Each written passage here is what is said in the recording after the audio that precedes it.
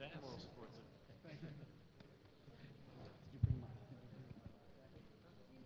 It's now 5:10.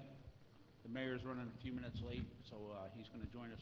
Since we have a quorum, we're going to go ahead and begin the March 12th CRA meeting. Please call the roll. Board Member Faircloth McCormick. Here. Board Member Maldonado, absent. Board Member Shelley. Here. Board Member Wallman. Here. Board Member Williams, absent. Vice Chairman Burgess. Here. Chairman Bateman, absent. Any deletions or deferrals? We do have an addition to the agenda. It's agenda report number 780. It's an item for discussion, Art South event funding request. We're going to be seeking some direction. I'd like to add it to the end of the agenda. You'd like to add it to the end? Yes, sir. Okay, fine.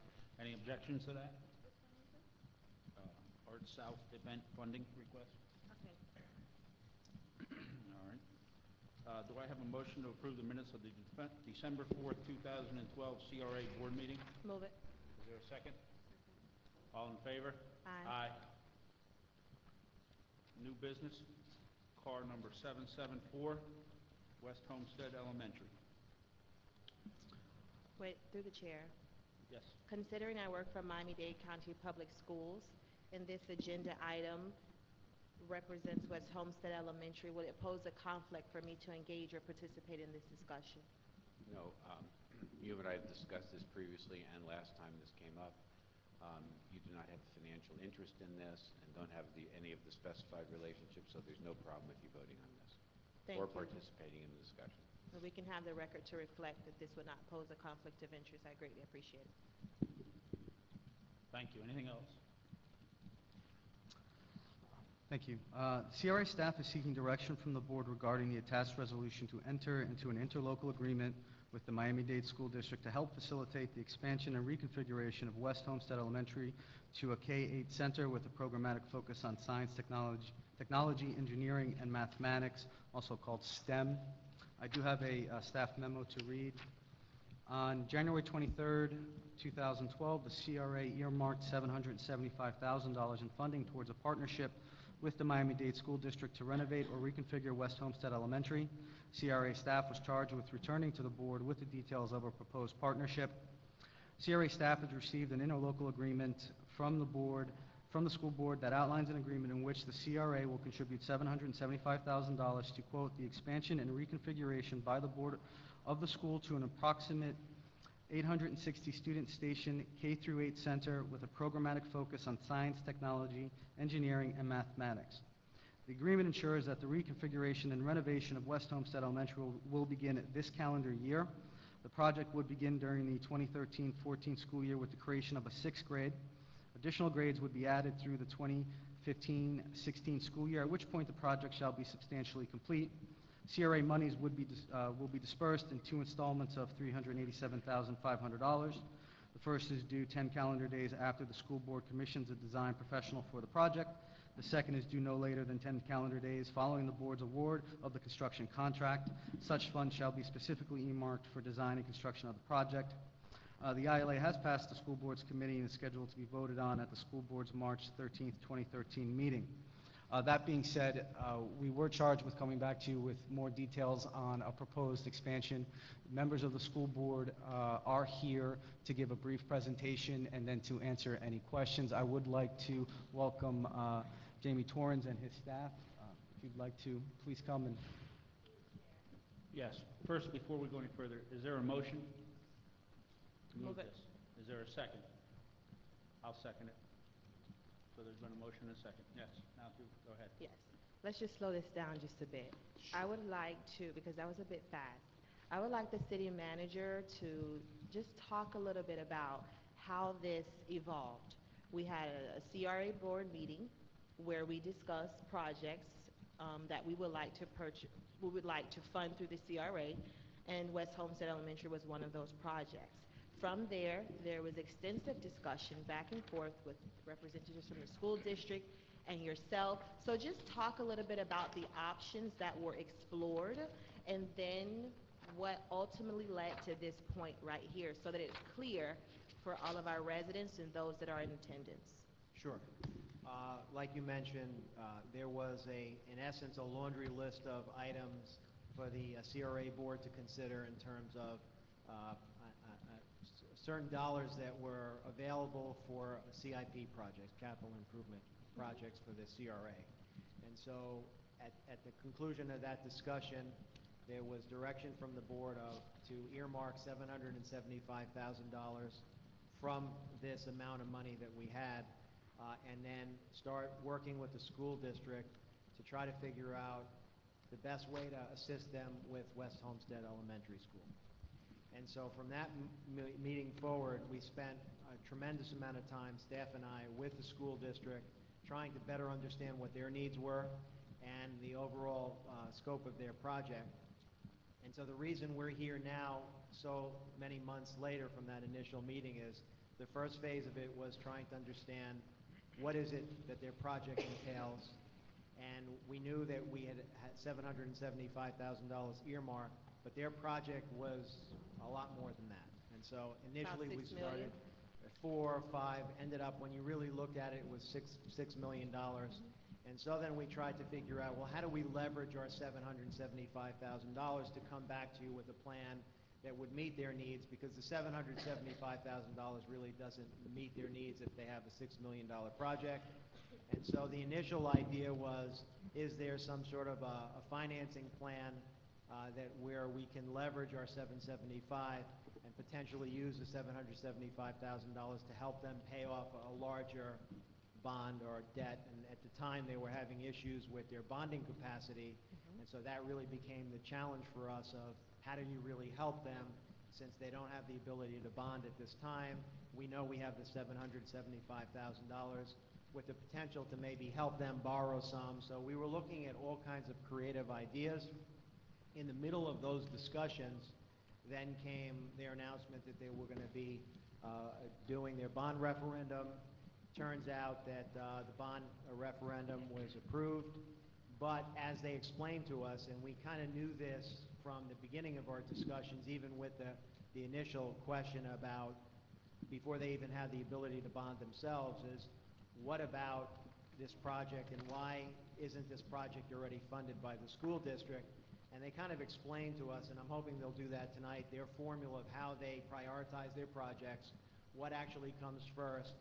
And similar to us, where we have a 5-year capital improvement plan, they have a similar process that they go through, and they kind of chart out their long-distance needs, and they figure out what are their top priorities, and they kind of go year by year. And unfortunately for the city, this particular school doesn't really meet their immediate 1 or 2 year plan, and as we were talking through the project, we were talking years and years away. So for us as staff, what we wanted to bring forward to you as an elected body to consider is whatever you end up doing to assist them in their project, that there be strings attached so that we see progress, quicker than what they had initially planned. And so once the bond was approved, and having discussions with the school district, their position was that their formula for prioritization really hadn't changed much, and even though there's money in their bond offering for West Homestead Elementary School, through their prioritization process, you wouldn't see progress for many, many years. So what we thought tonight, and that's why it's on as an item for discussion, is that if you're still committed to the 775, what we're recommending is that there be strings attached to that 775, which in essence binds them to a construction schedule. It also lots out the money over time to ensure that we don't end up funding some of the project and then ends up being no project. And also, as you'll see from them, there's certain things in their project that they're pretty sure they're going to do, but it may take years in order for them to do it.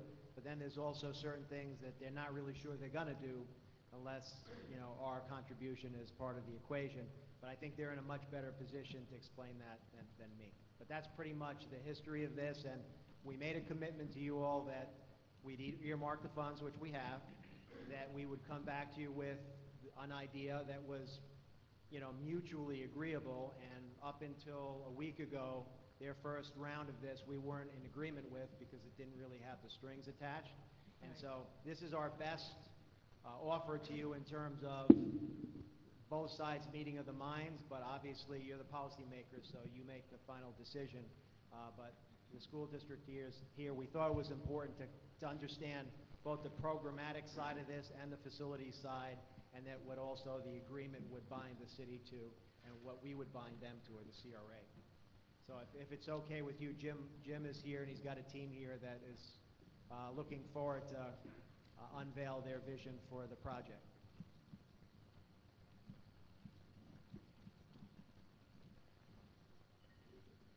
Can you bring that forward? I can't see the thing.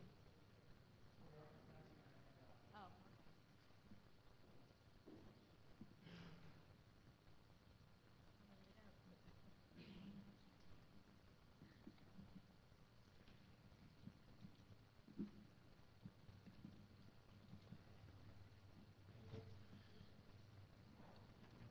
Ready? All right, good afternoon, council members, Mr. Vice Mayor, Mr. Manager.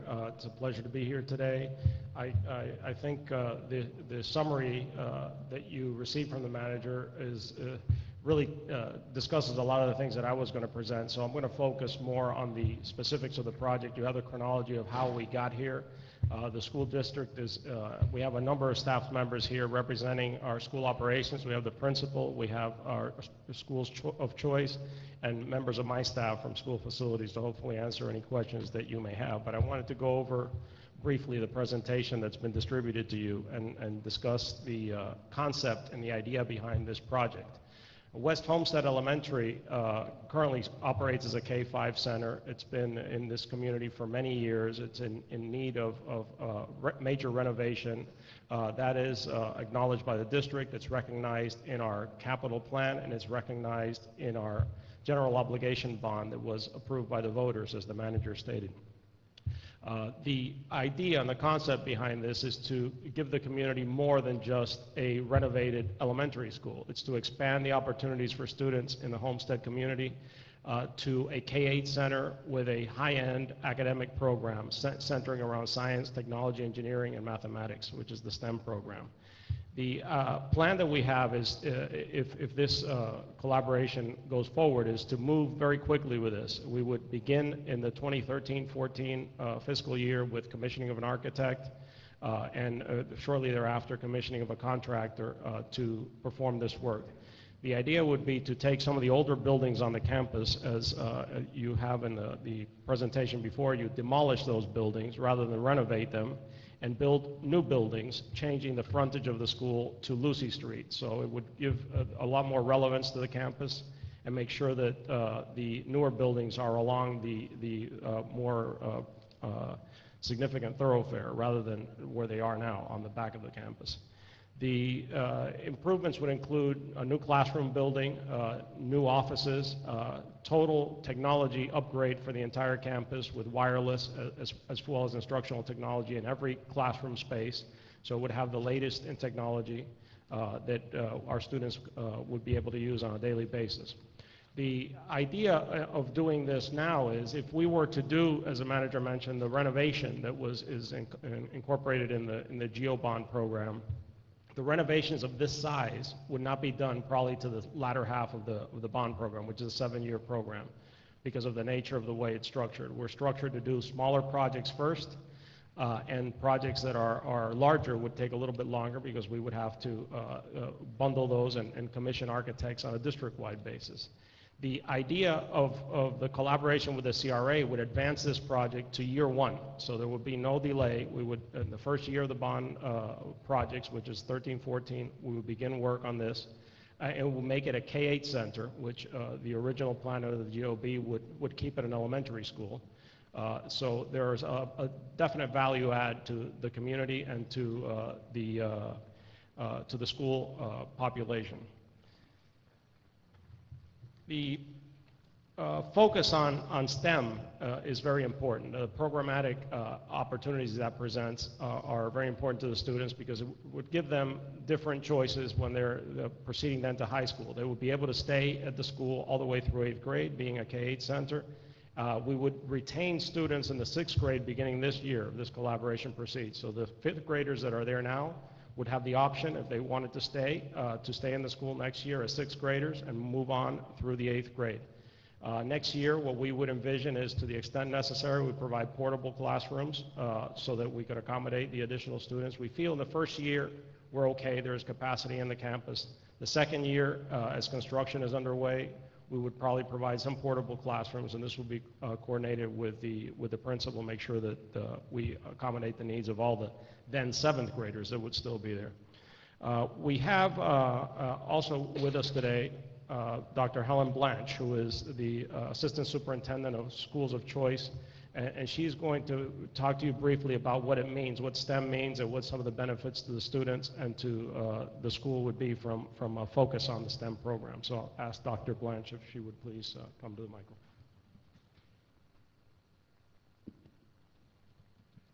Before he go, any questions for him before he sits down? I have a lot of questions, but I want to hear. Okay. Thank you. Welcome. Good evening, and thank you for having us here this evening.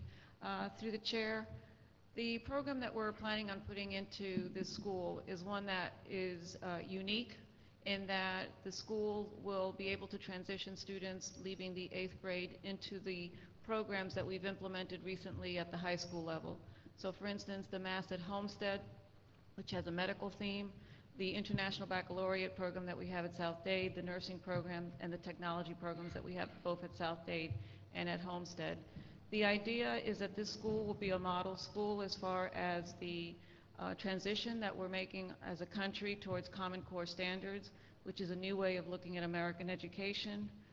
In the past, we have instructed students on a curriculum that was considered a mile wide and an inch deep. The new standards, which will begin in 2 years and be tested in 3, require a much deeper understanding of content. So in this school, we're going to start from the very youngest students with math and science as the main focus as the students transition through the K-8.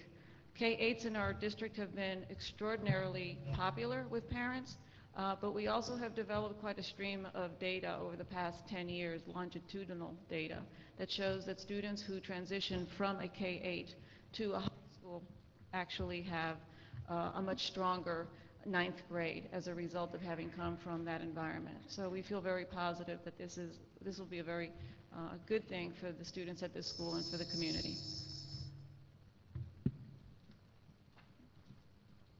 Thank you. Thank you, Helen. And if I just wanted to close and then take any questions that you may have. The collaborations with local partners is something that we've been involved with at the school district for a number of years. In your presentation, it gives some examples of some recent collaborations that we have with municipal partners throughout the district, including North Miami, where we had a collaboration where they basically donated the land for 2 schools and financed $124 million of debt for the construction of those schools, which was later repaid by the district. Most recently, we've had collaborations with Key Biscayne for construction of an addition at our Mass Academy on Virginia Key, financed initially before the bond. It was financed entirely by Key Biscayne, about $22 million, of which they were going to absorb $10 million of that debt for the construction of the school.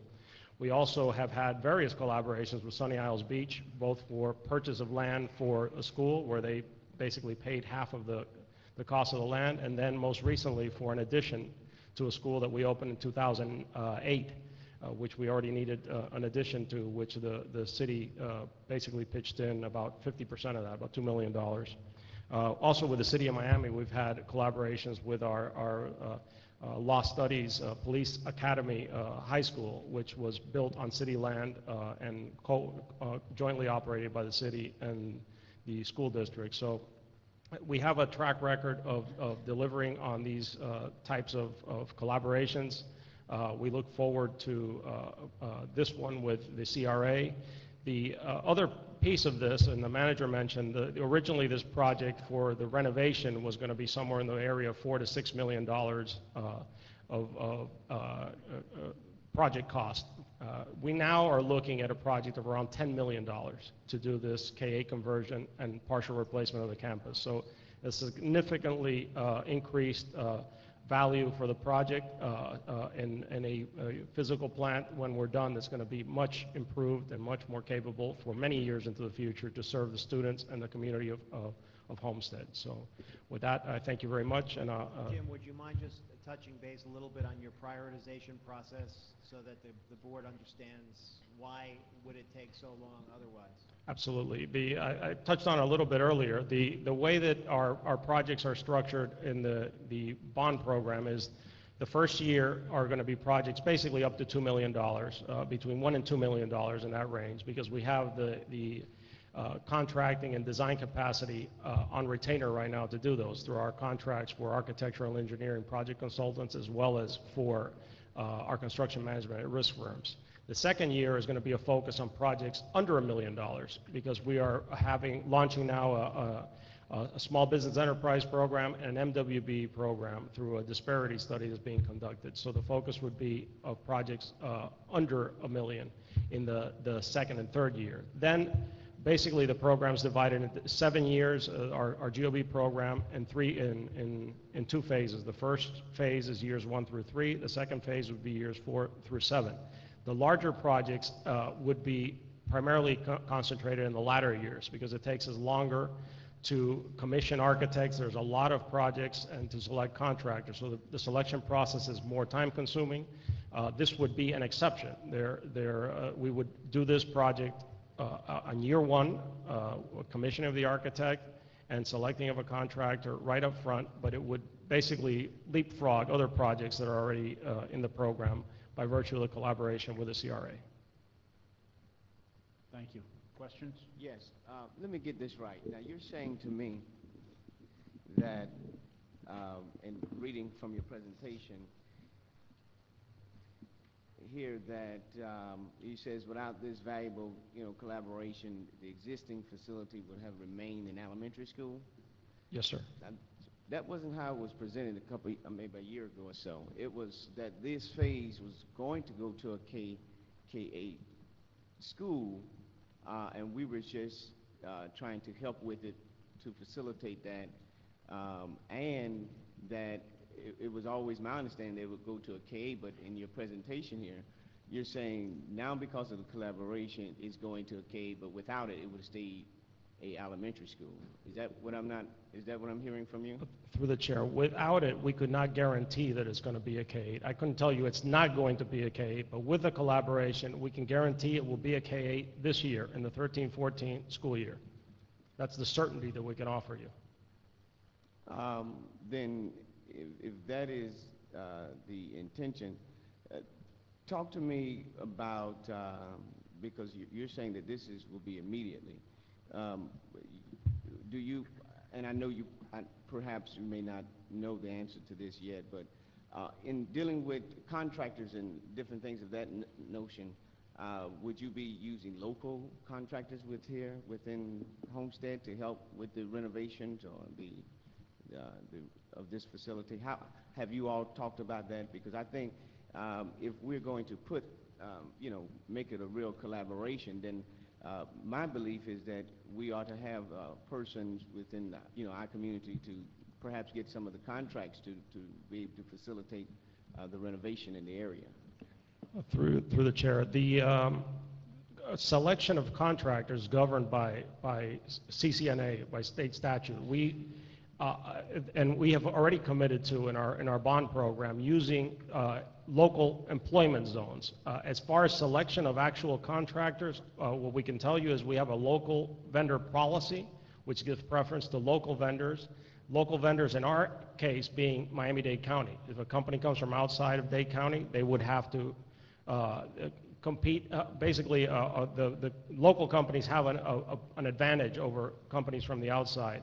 I don't know. I would have to consult with our legal staff and see if there's anything beyond that as far as subcontracting where we could give any type of preference to Homestead specific, but I know that we are looking to all of our contractors to hire workers from the community. We have, this would be one of the first projects we do, so we could make this a model that we could follow for other parts of the district, but I definitely, something we would explore, and to the extent that it's legal, we would definitely do it. Well, the reason why I'm so passionate about this is because it's in my district, in my area, and you know, I think in trying to, you know, really make sure that that, you know, we both have, of course, we both will have skin in the game, but then we have some type of, you know, an effort that some of our local plumbers or electricians or subcontractors will be able to bid on some of the work and perhaps be able to stimulate jobs from the project. Now, you're saying in this scale it'll be about how many millions of dollars? About $10 million to the About project. $10 million. Yes, sir. And so, and it will take place over perhaps a 2-year period. How long will, from the date it starts to its completion? Construction like this would be able to phase it because we have the advantage where we're building the new buildings, there are currently no buildings. So we would build those first, occupy those buildings, and then demolish the other ones. And look, probably about from inception or hiring of an architect to completion, somewhere in about 2 to 2.5 years. And if I may, I was just reminded, we did do a collaboration on a project with, when we were building Miami Central Senior High. There was a commitment made to the community to hire workers to work on the project from that community. That was kept. And I'm also thinking as we're discussing this, the other thing we would definitely commit to do, and being where geographically where Homestead is located, have fairs down here for your contractors, sign contractors up, subcontractors to register as pre-qualified firms for us, and when we do select a contractor, make sure that they come down, they hold fairs here, job fairs, and make sure that reach out to the community, because it just makes sense. I mean, we want to see you're putting an investment into this. We want to make sure that the community as a whole, not just when we're done, but during construction, can benefit from this. Okay. And I guess, you know, that's, you know, some of my concerns as we move forward, perhaps, because, you know, at the beginning of it, I know the commitment that I have, you know, made as a result of, you know, allocating those funds or monies was prior to the bond being done. And we really saw that the school, in so many words, have been neglected as far as the, you know, the aesthetics and the physical complex of it. And so we were trying to, in our own way, partner with the school board to help facilitate, you know, some change to come to redo the school. But then after the bond, you know, had gone through, and now that these conditions have been put on to say that if we keep our commitment, then we'll be first on the scale to do, but if we don't, then we'll fall somewhere down the line, wherever, you know, however you all have chosen based on the category that you just listed to us. So, you know, if we're able to have those commitments that that local persons will be considered to be given abilities to work on the project, and that we stay within the time frame that we just allotted to us, then I have no problem in continuing my support with it, with that in mind, you know. So that's where I stand on the issue. But if anything changed, then I'll be a little bit hesitant, because I wouldn't feel that it will be the level playing field as it relates to that. I understand. Mr. Shelley. Thank you, Mr. Chair. I have a question, because my understanding is that the original concept of this was it was going to be $4 to $6 million or so. Now you're saying it's going to be $10 million, which is great to have that type of money invested in our community. And also we're going to have go from a K, or up to a K through 8 now, as well as this new STEM program, which is all, I think, fantastic for the area and fantastic for the community. But my question is to you is how does our $775,000 get us from a $4 or $6 million facility to a $10 million facility, when you're saying that if we don't provide you the 775, that we go to the end of the list and it's going to be 5 or 7 years, we may not get a K through 8, we definitely won't get the STEM program. So explain to me how our small portion allows all this other stuff to happen, because that's what I'm confused about, and that's what I'm trying to understand. Yeah, as we have done with other collaborations with other government entities, the collaboration is a give and take. We're not just going to take your money, we want to give more to the community. So it's not just that we're going to add $775,000. The project will be advanced, and by virtue of making it a K-8, we need to make sure that you have now labs, you have certain facilities that are unique to a K-8 that wouldn't be there for an elementary. So that's the value that the community is receiving. If we were to renovate the elementary, it'd be like I mentioned already, somewhere in the $4 to $6 million range. But by virtue of converting it to a K-8 with all the amenities that we need today to run a K-8 program, that's where you get the added value. So it's part of the additional give on the part of the board for the contribution from the CRA and from the city of Homestead. Okay, so so there is no clear delineation, though. The 775 does not actually yield the difference in the construction price of the remodeling to the complete rebuilding versus the program without the program. The 775 is essentially because we're reaching out to collaborate with the school board, you guys are deciding to do additional for us that you otherwise wouldn't do. Is that my understanding? That's correct, because the bond program, the focus is renovation of existing buildings. Adding capacity is the last thing we would do on the bond program in later phases, and you see that throughout the district. We have other areas of the county that we need capacity, but the commitment to the community was to update our buildings, update our technology in our schools, and do that first. So the first thing we would be doing would be renovations. There's not to say that in year 7 we might be able to come back and do an addition anyways at the school if the conditions warrant. But this way we can guarantee it right up front. There's no waiting, there's no uncertainty on the part of the CRA, on the part of the city of Homestead, or on our part either. Okay, and then I guess my follow-up question is, could you accomplish the same goal if instead of us gifting you the 775, we loaned it to you and you paid it back? Would that still jumpstart the whole process? Would that still be able to allow us to get the additional added benefit that you're talking about? That would be something very difficult for us, because to then justify to other municipalities is because even in the Key Biscayne case, they were going to finance the entire amount, but they were committed up front to pay a certain amount. In their case, it was $10 million. So it would be very difficult for us to take something like that and not be able to offer it to everybody, because we have to offer it to every other municipal partner. So that's why what we're proposing now and what has been presented is consistent with what we've done up to now in other areas, and we would be able to replicate this in other municipalities if there were a partnership like this. But I'm not sure the loan component, because it would still be a liability to the district, would be able to allow us to accomplish that. Okay, and the reason I ask that is because I do see in some of the other collaborations you've cited, there is a lot of this financing, this upfront financing in order to allow the school district to accomplish something. And that's kind of what I envisioned this when we discussed this back in February was that at the time the school board didn't have the bonding capacity, didn't have the financing ability. And so I saw this as a way to maybe have the city help out the school board to jumpstart something that otherwise may never occur, if we could put up some funds and then the school board would be able to capitalize on that. And so the problem that I'm having, what I'm wrestling with up here, is the fact that, since that time has been discussed, you guys received a $1.2 billion bond. Now, granted, you're saying that there are some restrictions on the application of those monies going forward, and therefore we could be at the end of the list, it could take longer, which I'm still a little confused about, because I still don't understand how 775, it allows the school board to now spend an additional 5 or 6 or $1 million into a project. I don't quite understand the correlation, but I mean, it's good that I guess that it can happen in that way.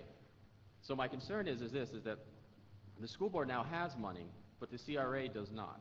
And so we have essentially the last bit of lump sum monies that we have at the CRA is the 775. And so once we release that to the school board or for any purpose, it's gone. It can't be utilized for any other purposes within that CRA. And so that's concerning to me, because we only ended up with those monies as a kind of a matter of luck based on the way things occurred over the last couple of years. And going forward, the chances of us ever having a lump sum of money again are probably non-existent, short of any other type of, unique situation that may occur. And so that's concerning to me, and that's why I mentioned the loan aspect of it, because if we could get the monies back and still be able to do something more in the CRA, I might be more comfortable with it. But to just give it away and never, it's a concern for me. And so that's really where I am, and that's why I asked the question. Thank you. Through the chair. Mr. McCormick. Okay, we keep mentioning 775. And my question is, are our students in the Southwest worth the investment? We had a conversation and we allocated 775 to the expansion of West Homestead Elementary to a K-8 facility. We discussed going back and forth how we're going to fully finance the project. And now that the bond referendum has passed, West Homestead and each school received a list of items on how they would be renovated. West Homestead was slated to receive air conditioning, heating, electrical upgrades, just basically cosmetic things. But with the support and collaboration with the city, I feel we're getting more bang for our buck. 775 is nothing when you talk about investing in education. Cutler Bay committed to $2.45 million and more $300,000 recurring payments. Key Biscayne, Sunny Isles Beach, North Miami, the city of Miami. At what point will the city of Homestead step up to the plate and truly invest in education? We had a visioning session in the beginning of the year where we discussed education and how we're going to level the playing field amongst our students in the urban core so that they can compete against the proliferation of charter schools that we have in the city of Homestead. No disrespect. I am here to advocate for those kids in the Southwest, if you think about it, who don't have a beacon of light, who don't have a source of inspiration. In the expansion of this school from a K-5 to a K-8 with the programmatic focus on STEM is going to propel those students to a plateau of opportunity and promise. I will continue to advocate for the 72% population of migrant students that attend West Homestead Elementary, that walk into that building every day with baggage and have to defy gravity. Things on their shoulders carrying stress that many of us as adults cannot carry. And we talk about 775. Are they not worth it?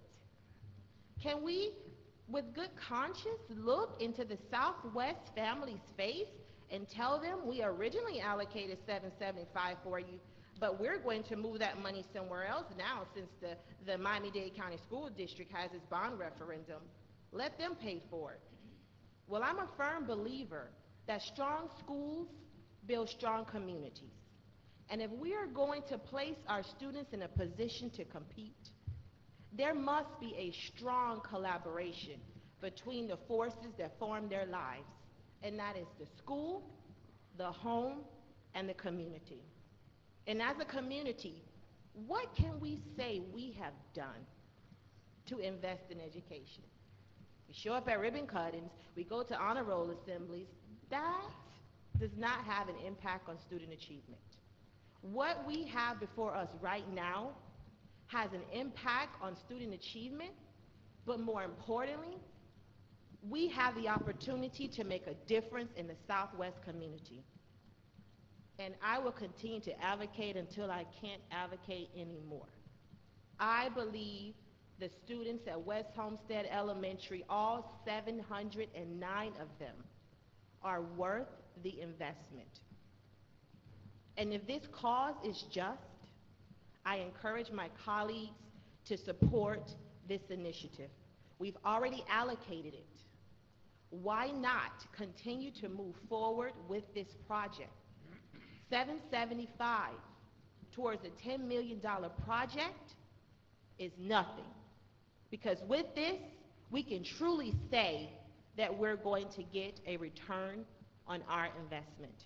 I can implore my colleagues to consider this and move this forward so that we can truly say that we have had an impact in education in those babies over there in the Southwest. Ms. Walden. Am I on?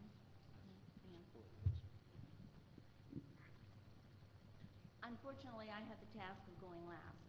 No, no, I'm still Oh, here. you're still there, sorry. Next to last. Um, I'm just going to start from the beginning, and I may take a little time to do so. When we had our meeting, it was in January of 2012.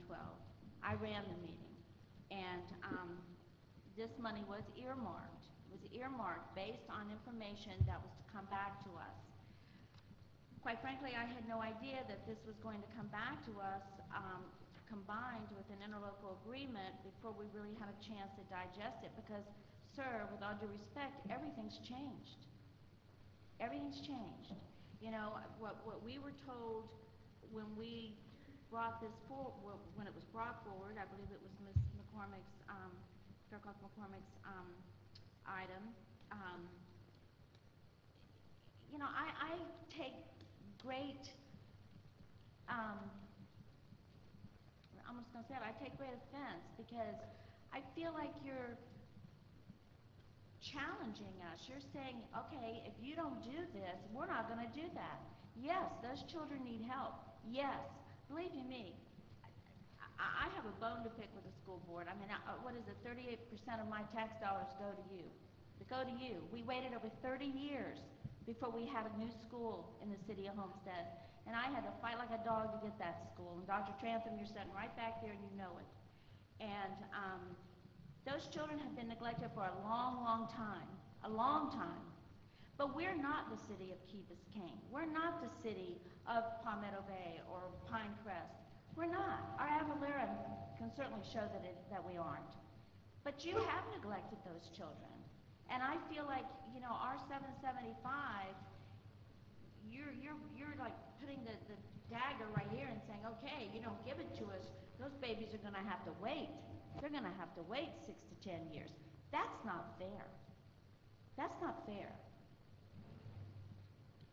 Don't, I mean, I just get so passionate about it. Neva King Cooper, perfect example, neglected for years. A pool pump that didn't work for 8 months when those children who are totally immobile, the school for the profoundly disabled children, totally immobile without their pump, without their pool. And, you know, I have a nonprofit. We help disabled children. We bought them one, $8,000. Those children had no place to go when they were having a meltdown. $30,000, we built them a sensory room because the school board wouldn't. Smart boards, who do you think bought those? Little Angels, over $8,000 for Neva King Cooper. Where's the school board when the children who really need the help? Where are you? You're not there. And yes, you come in here today and you paint this beautiful picture, and those kids should have had a K through 8 a hell of a long time ago. They should have decent classrooms. I understand when we first started talking about this, because I have the minutes here, and we asked that, you know, the staff meet with the school board. I know we all asked that and come back and talk to us. You know, everything's changed, and I just feel like you're really putting pressure on us by saying, you don't give us that money, those kids are going to have to wait. Too bad, so sorry, so sad. And that's not fair. That just isn't fair. You know, I appreciate the passion that Ms. Faircloth McCormick has. She works for the school board. I know you see it more than we do. You see it all the time. But, you know, I'm taking it a step forward. I hope that we table this tonight and we have a chance to meet with, because this is all new to me. This is all new to me. And we didn't pledge this money. We earmarked this money with more information to follow. And your information has totally changed. And you can't, sir, this is nothing personal. You just happen to be the target, okay? I'm sorry. But you can't stand there and tell me that if we don't give you that 775, when we can take that 775 and still help those children in the Southwest, still help them tremendously. We can do that. We can have programs at FICO Williams. We can do all kinds of things to help those children. We can have tutoring. We can do lots of different things. But to stand there before us and tell us that we're not going to do it until we get ready to do it 6, 8 years down the road if you don't do that, if you don't give us the money. That doesn't set well with me. And I reserve further comments, Vice Mayor, after you speak or after the others speak. I hear what they say. Thank you. Sorry you're the messenger. Yeah, I'm sorry too.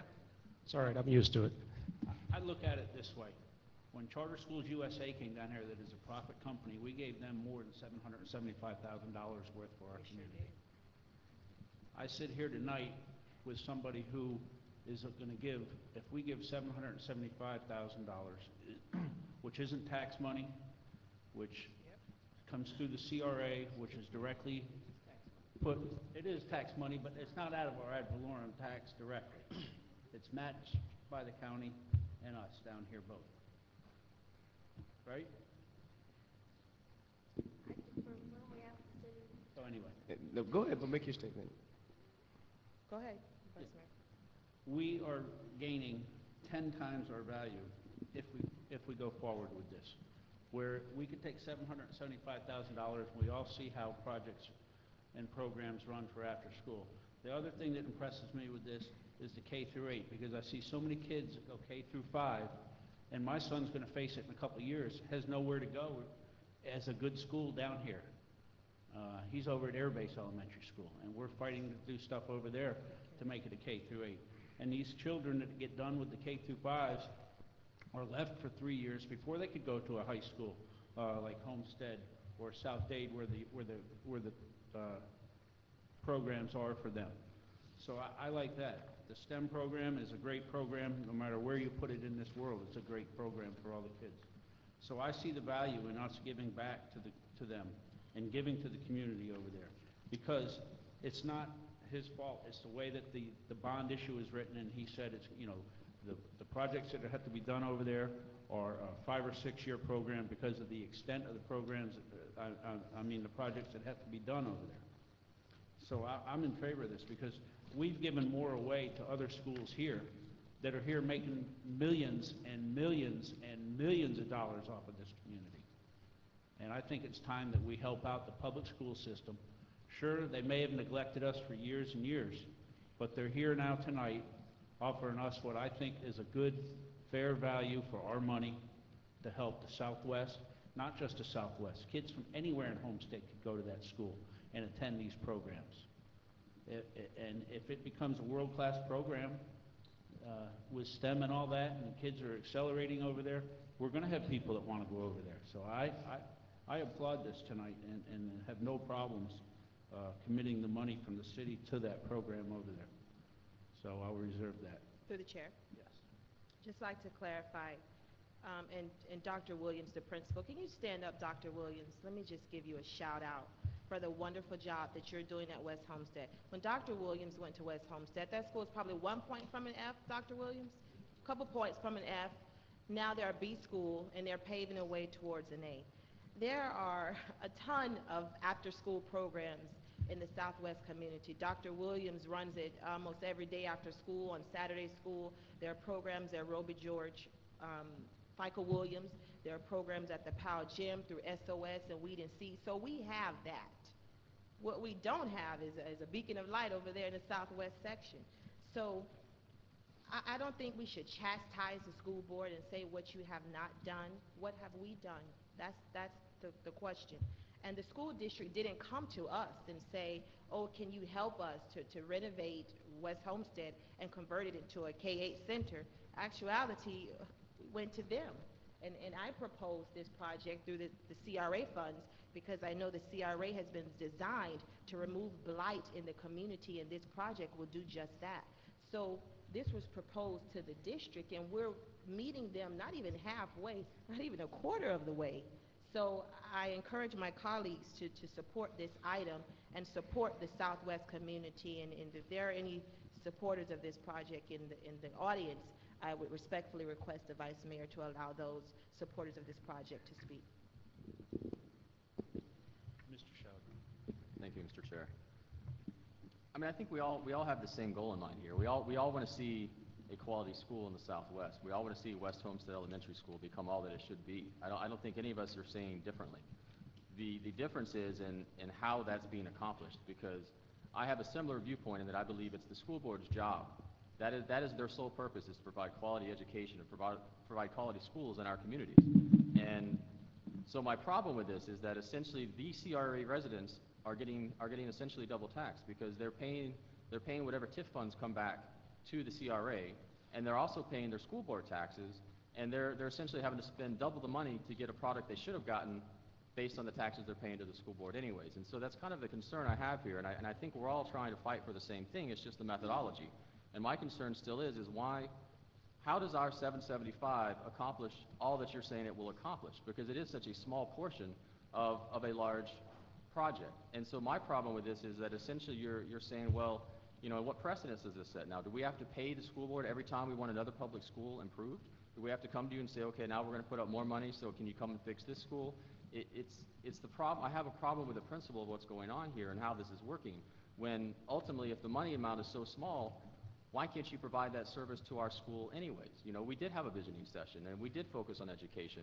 And at that visioning session, one of the things we were supposed to do was to reach out and call down the school board and say, school board, why are you not focusing on the city of Homestead? Why are you not doing more for our community? And so I commend you for coming down here and trying to work with us, but at the same time, paying you monies in order for you to build and make us a priority is not really what I see as calling you down and saying, pay attention to us. It's sending money to you and saying, okay, for this much money, what will you do for us? And there's just something wrong with that for me. I just have a real issue with the way that this is playing out. And it has nothing to do with whether or not a school deserves to be focused on. It's the school board should be providing this to that school, regardless of how we vote tonight, regardless of what we say and what we do. The school board should be coming down there and making this a K-8, should be putting the STEM program in there, and should be doing what we think is best for our students here in the city of Homestead, without the city of Homestead having to essentially sacrifice other programming in that vicinity and in that area. And so that's the concern that I have. So I think we're all saying the same thing here, and that is that we do care about this school. Now, the means and the methods in which we're trying to accomplish it, we disagree. And so that I do, you know, I concede that. But to say that any of us are not concerned about the students of that school, are not concerned about that particular area, I think is very incorrect and very misinformative.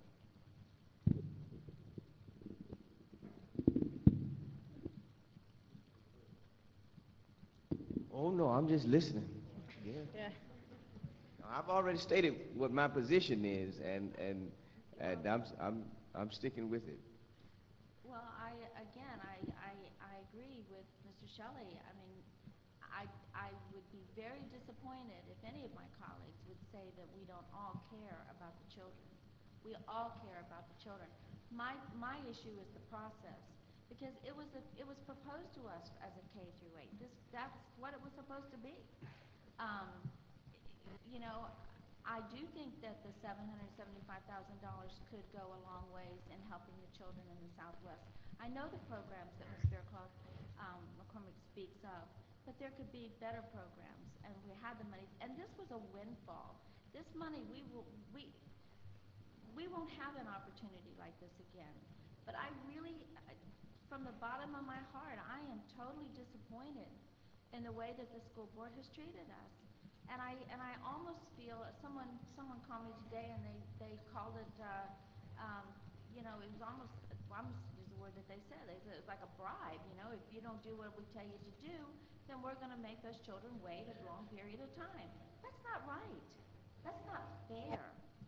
It's not fair, and I think we as a council should take this a step further, and we should demand from our representative and from our superintendent and our school board officials. It's not the principal's fault. God bless our principals and our teachers who do the best they can. I mean, I had a phone call the other day, totally out of my district, but I care. At Robert Morgan, you know, there's a class again for disabled children that the teacher has to go out and buy the diapers for these 18-year-old, 19-year-old kids because they can't even get that. They don't even have a bathroom in their classroom for those children. So I think the school board, I mean, I'd love to have a little chit-chat with y'all and tell you just exactly what I think, but I mean, this is very important. And I did ask, and it's in the minutes, I asked, what could that $775,000 be spent for? So I really thought that, you know, I'm hoping that we have a workshop on all of the things on tonight, because I have a lot of questions on some of the other issues that we're going to be talking about. But I had no idea that you were going to come before us and then all of a sudden, bam, we have to vote on it right here and there. If that's the way it's going to be, then I'm going to have to vote no, because I don't think it was handled properly. I do want the money, the $775, if it should be voted down, to go to the children in the Southwest.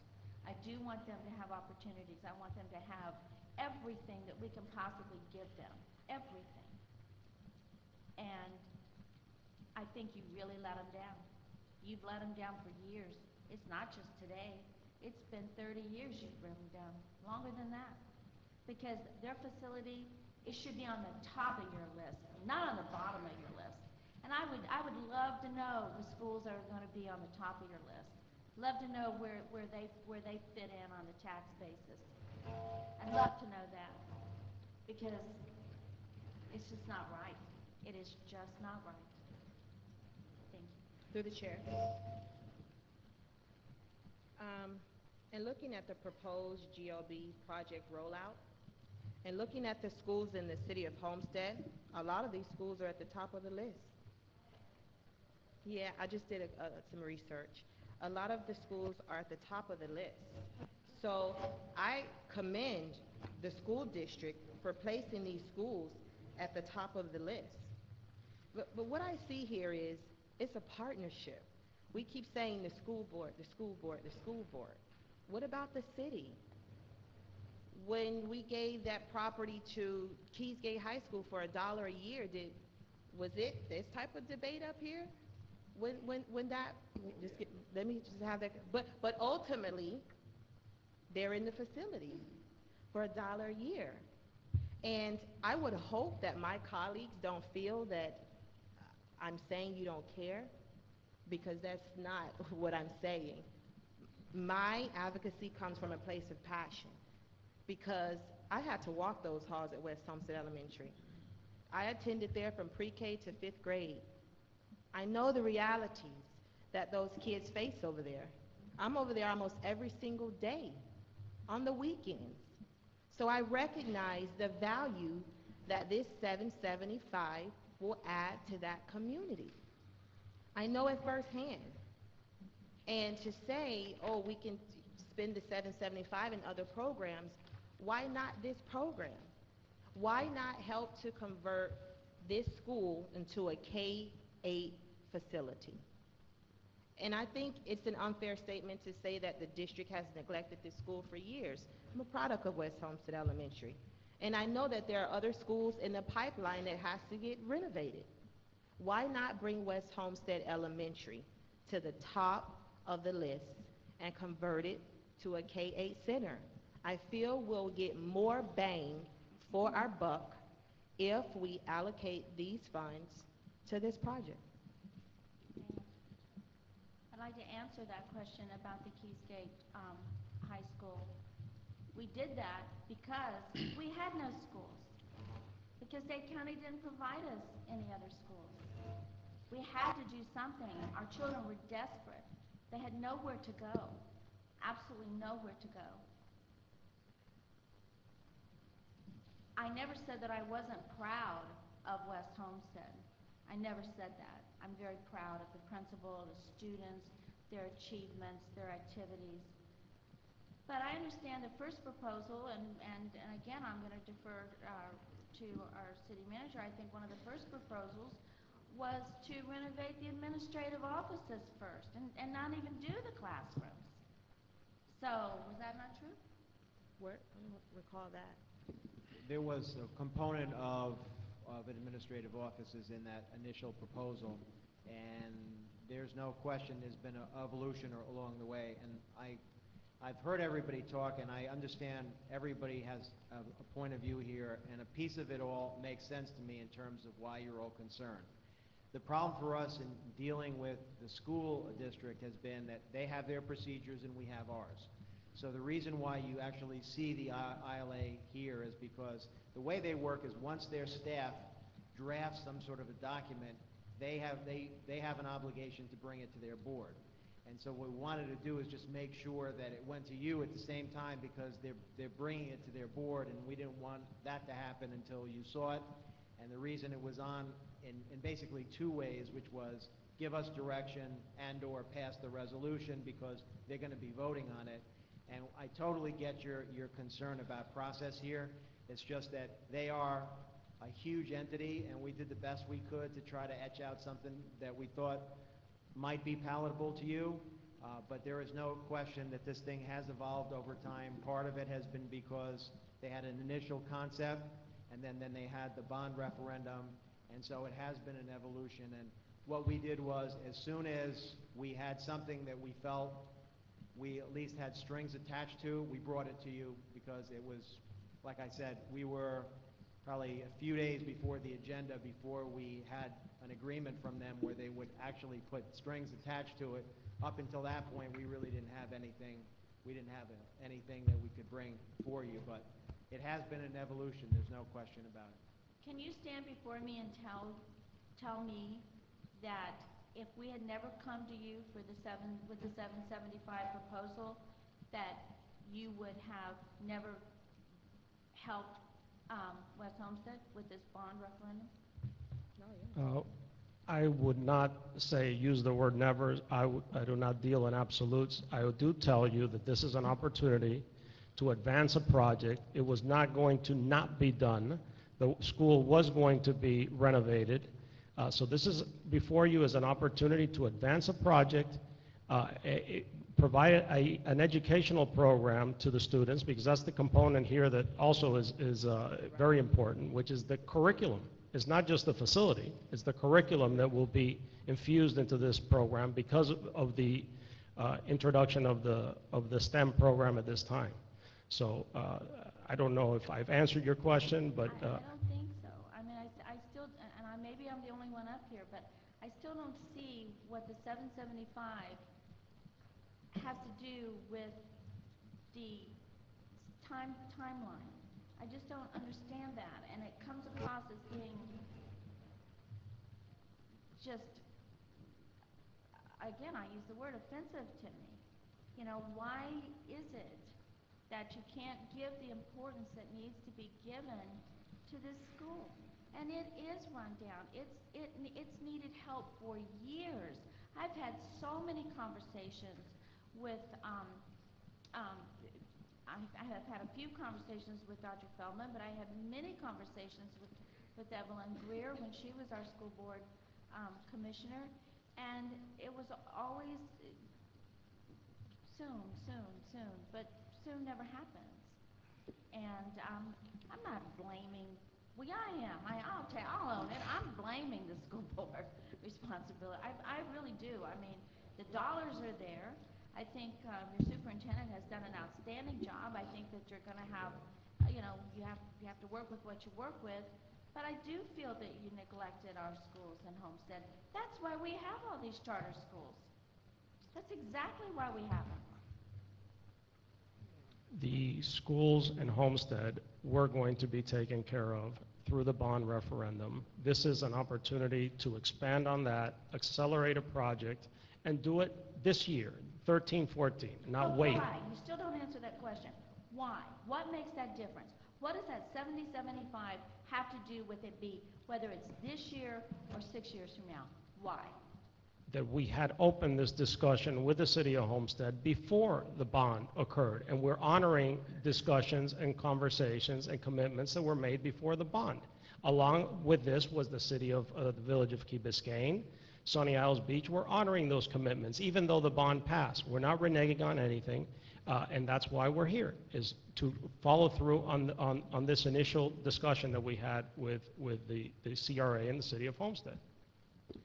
And Councilwoman, if I could, just to clarify one point, in fairness to the district, I asked them the very same question when you all directed me to go and meet with them at the school. And I was sitting there in the administrative office there, and I asked them the same question: why do you need our 775? Why haven't you fixed this place already? And they basically said that they sit and they go through a year-by-year capital improvement process, and I can't tell you that the way they've designated their schedule is the right way. because I don't have the knowledge and I don't really know what goes into making those decisions. All I can tell you is from a, practical perspective, I don't think they're going to do this project soon, if not for this collaboration. So But it I really, still don't have the answer. Why? well, basically what they've told us is because they have a methodology of when they schedule their improvements. And so they've decided from a policy perspective what comes first year by year, and so that decision has already been made. And so they're willing to collaborate and do this sooner because they're getting 775. That's pretty much Well, it. excuse me, I think that is totally unfair, but I'm going to tell you something. I'm going to vote for you tonight, and I'm going to do that for one reason and one reason only, because you're going to see my face. I'm going to be at your school board meetings. I'm going to be having meetings with all of you, and I'm going to tell you something. What you're doing here is wrong. That was not fair. It's not fair. I'm not going to let the children suffer because of the, as I call it, the bribe that's going on here. I'm not going to let you suffer, Mr. Principal. Mr. What is your last name again? Williams. Mr. Williams. I should remember that because I have Mr. Williams on this end. But I'm going to tell you, I don't agree with it. I don't agree with it at all. And I think it's absolutely a disgrace that we're held. I feel like I've got a gun to my head and somebody's telling me, if you don't do this, then these children are going to suffer. Well, you are telling me that. My colleagues are telling me that. So that's not fair. That's not how I work. That's not how I hope the city works. But just mark my words, I'm going to be on you. I want to know timeline. I want to know schedules. I don't want to wait 2 years to get an architect. That's ridiculous. School boards, you don't even have to pull a permit. You don't have to go buy anything. When we did get our first school in over 30 years, you didn't even, our city developmental services, I don't know where Joe is, I'm sure he's back there somewhere, but you didn't have to do anything. You do what you want to do. And I've got some other issues. So I want to sit down, I want to make a meeting as soon as possible, and I want a timeline. With all due respect, to call coming down here asking for a bribe, I think is offensive. Really, it is not what we're here for. We're here following up on a prior item that was brought to the CRA that it was our understanding the city and the CRA wanted to do. That's why we're here today. Well, you're telling That's me why we're here. And I did not say it was going to start selecting the architect in 2 years. I said in the 13-14, which is July 1 of 2013. That is the 13-14. I did not say 2 years. I was very clear that within 2 years to 2.5 years, the project should be finished. I did not say it would take us 2 years to select an architect. I beg your pardon if I misunderstood you. Thank you very much. But I just want to finish by saying that's just my opinion. And I respect your opinion as well, but that is my opinion. Hold on 1 second.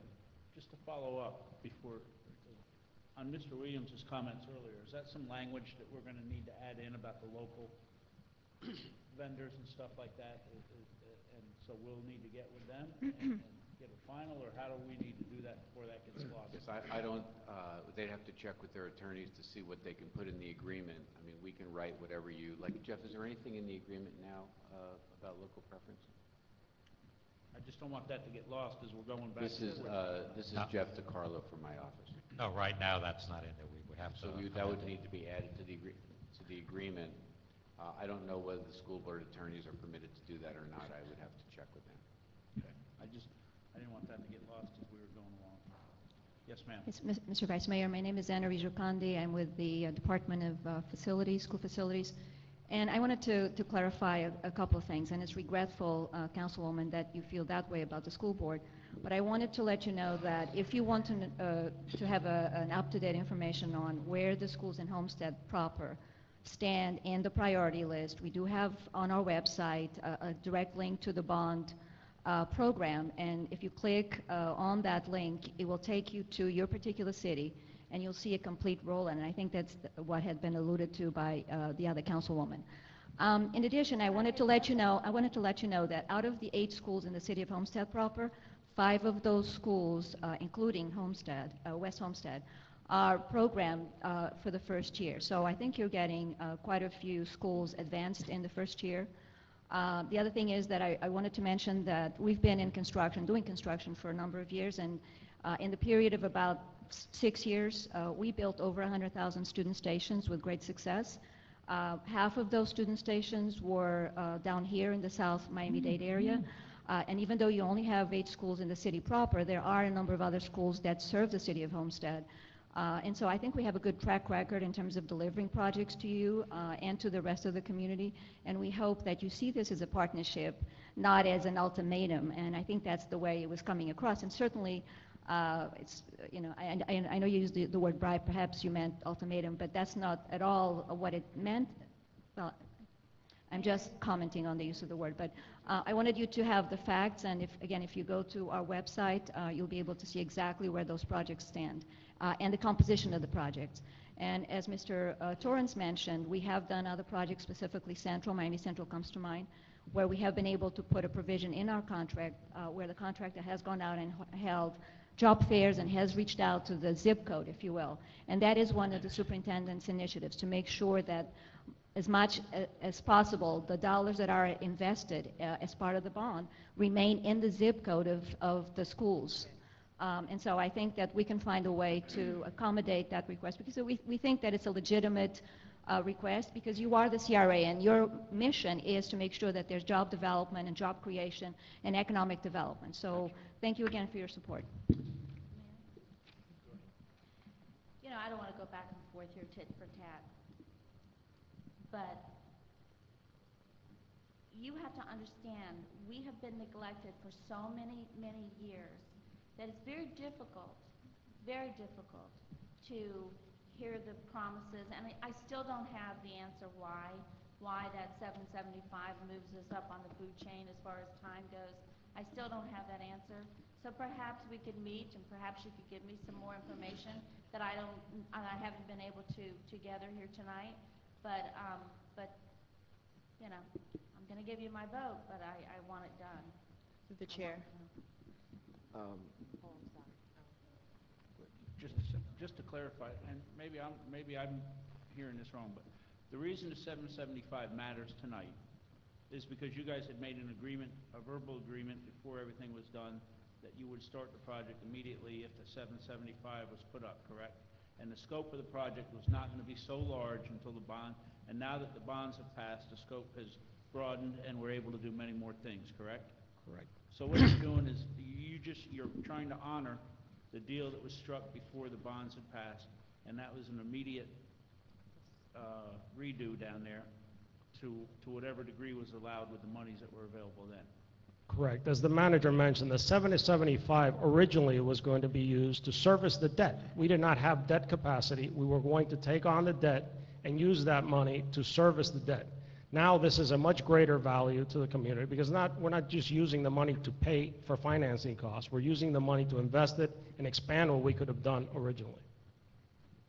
Mr. Williams. Yes, thank you, Vice Mayor. Let me just make sure I have everything right. You're saying, based on the allocation, this upgrades the school to a K-8, is that right? Yes, it does. And I think what not so my problem, but my concern is that when it was proposed to us, it was proposed to us as a K-8 center prior to the bond was done. But now you're saying the amount that we allocated will ensure that it is a K-8 with the STEM focus. Is that what I'm hearing? Yes, it will be a K-8 the next school year now, the school year that starts in August. And if it does not, for some unknown reason, pass tonight, then where does it fall? Then we'd have to go back to operations, and may still eventually be a K-8. If that's what the community wants, it may be a K-8, but the issue here is the facilities for some of our K-8s are not with the facilities that you're going to have here. Some of the facilities for some of our K-8 conversions have been to take an elementary school with very minimal cosmetic, basically change the name, and start the middle school programs without the high-end STEM and technology facilities that will be available at this school. Okay. I guess I hear what my colleagues are saying is if, you know, the amount that we've allocated will provide all of that because of the partnership. I guess I'm trying to articulate to me is that you're saying if it does not, then it possibly could be still a K-8, but be very limited. The facilities would not be the labs and the types of facilities that you would like to see in a K-8 center. You would have the facilities of a school that's over 50 years old with the program inserted for a K-8. It would probably not be able to support a STEM program because you don't have the labs and you don't have the types of resources. Okay, now I think I'm going somewhere. So because of the money we allocated, that will ensure the labs and all of that? Absolutely. All right, thank you. Through the chair, the 1.2 billion general obligation bond is basically brick and mortar. And with this project, we're getting more than brick and mortar. I don't want this whole STEM concept to get lost in translation. If this does not pass tonight, West Homestead will still get renovated. The STEM program won't be there. And I feel in order for us to get a greater bang for our buck, we should support this item to renovate the facility with the 775, extending beyond what we originally proposed was 6 million, I believe it was. And with us coming to the table with some, the district came closer to the table with more and expanding it to 10 million. And Councilwoman, I agree with you.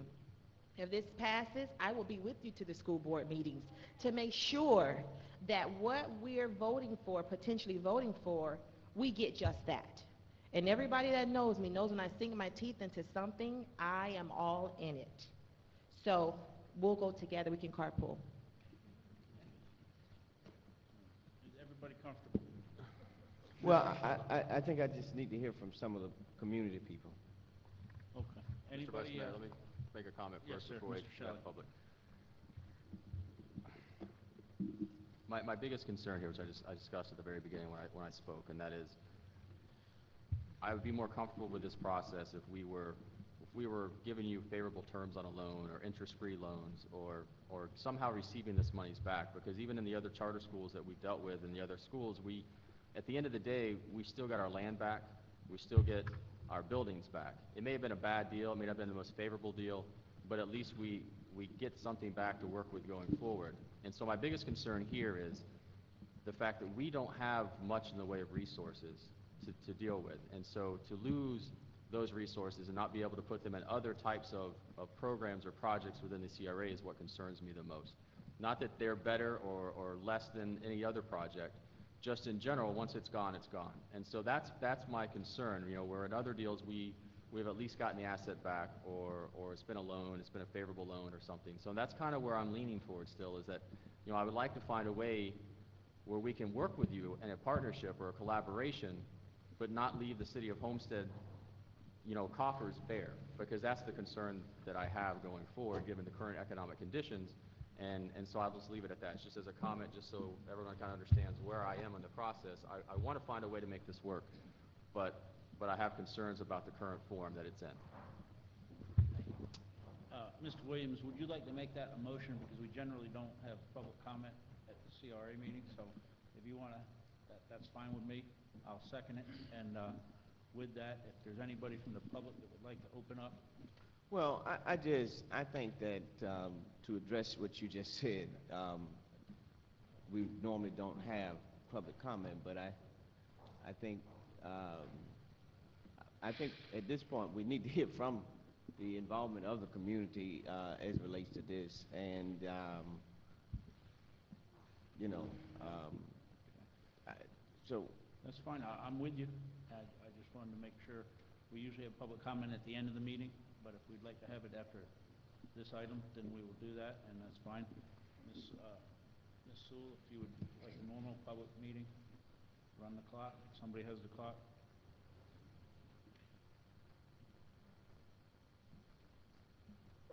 Mr. Trantham?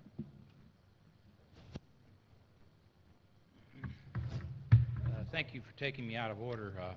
I'm Jim Trantham, 2375 Southeast 7th Place.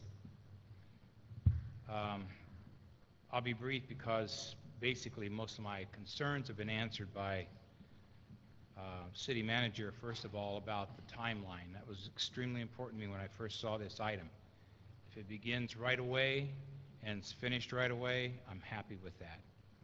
Secondly, as Councilman Williams said, my other item that I consider to be a very salient argument is that we need jobs down here. We need people in Homestead to have the jobs, and there's no reason why this large task can't be taken on by many of the vendors in Homestead and the people who have businesses in Homestead. So I think that should really be considered, and I think council needs to really look at that very carefully and make sure that we get a fair shake on that. Having said that, I agree with Councilman Wallman that we're not a rich city here. When we get $775,000, that's a lot of money. With all those other communities that have been mentioned notwithstanding, those are much more affluent neighborhoods than we are in. And people in Homestead see $775,000. I don't care where it comes from, they know it's tax money from somewhere, and they say, my goodness, didn't Dade County Schools just get $1.2 billion? But you see, the schools in America are $250 billion behind. The schools in America are $250 billion behind in repairs and maintenance. And to practically get a new school out of this 10% is what it amounts to, by the way, approximately 10%, $775,000. It's a pretty good deal, because unless you can tell me and show me what else you would use that money for, unless you're going to make another improvement on a street or a sidewalk, you have the money and you can expedite this whole venture and make it go forward now. I would not have said that except that I live in the east side of town, and we've been blessed in the east side of town with a lot of schools, too many schools. We have schools that aren't even filled with kids from Homestead, but from everywhere else, with the charter schools and private schools and 2 more new public schools, an elementary school here and a high school over on in the northeast section. So we have the schools in the area where I live in, but we don't have anything for the Southwest. And Ms. McCormick is right. Those kids deserve the best that we can give them.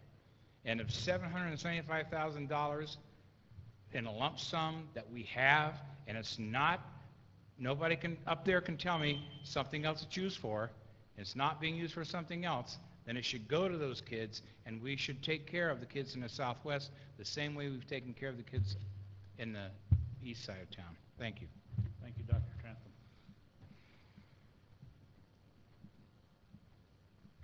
Good afternoon, Vice Mayor, distinguished members of the council. Maria Garza, 101 Northeast 19th Street in Homestead. I just want to support what you're doing in terms, first of all, congratulations, because you're doing your due diligence, asking the right questions, ensuring that when these type of projects come to the table, we do what is expected, or you do what is expected of you as our leaders. But I urge you that you vote positive on this particular issue. Every time we invest in education, we invest on the future of our kids, and not so distant future, even though we talk about future in, upcoming, but really it is today. And every time this particular community, this segment of the community, we know for whatever reason it has been neglected. We can call it whatever we want to call it, but it has been neglected. And when we can forge partnerships with Dade County Schools, especially if it was before the bond issue, we're excited that you were thinking of us and working with our city and our children even before that became, those monies became available. But now that they are, and we know that we can go from just a simple expansion to becoming a state-of-the-art STEM project or school, why not? This is exactly what we need. When we talk about getting opportunities for our kids, so here we have a chance for those opportunities to be in our own backyard.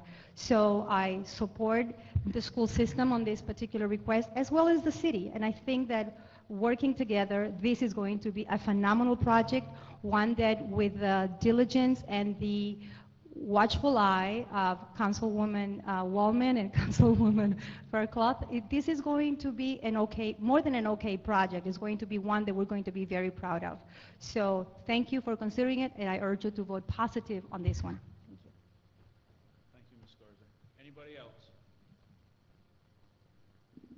Now close public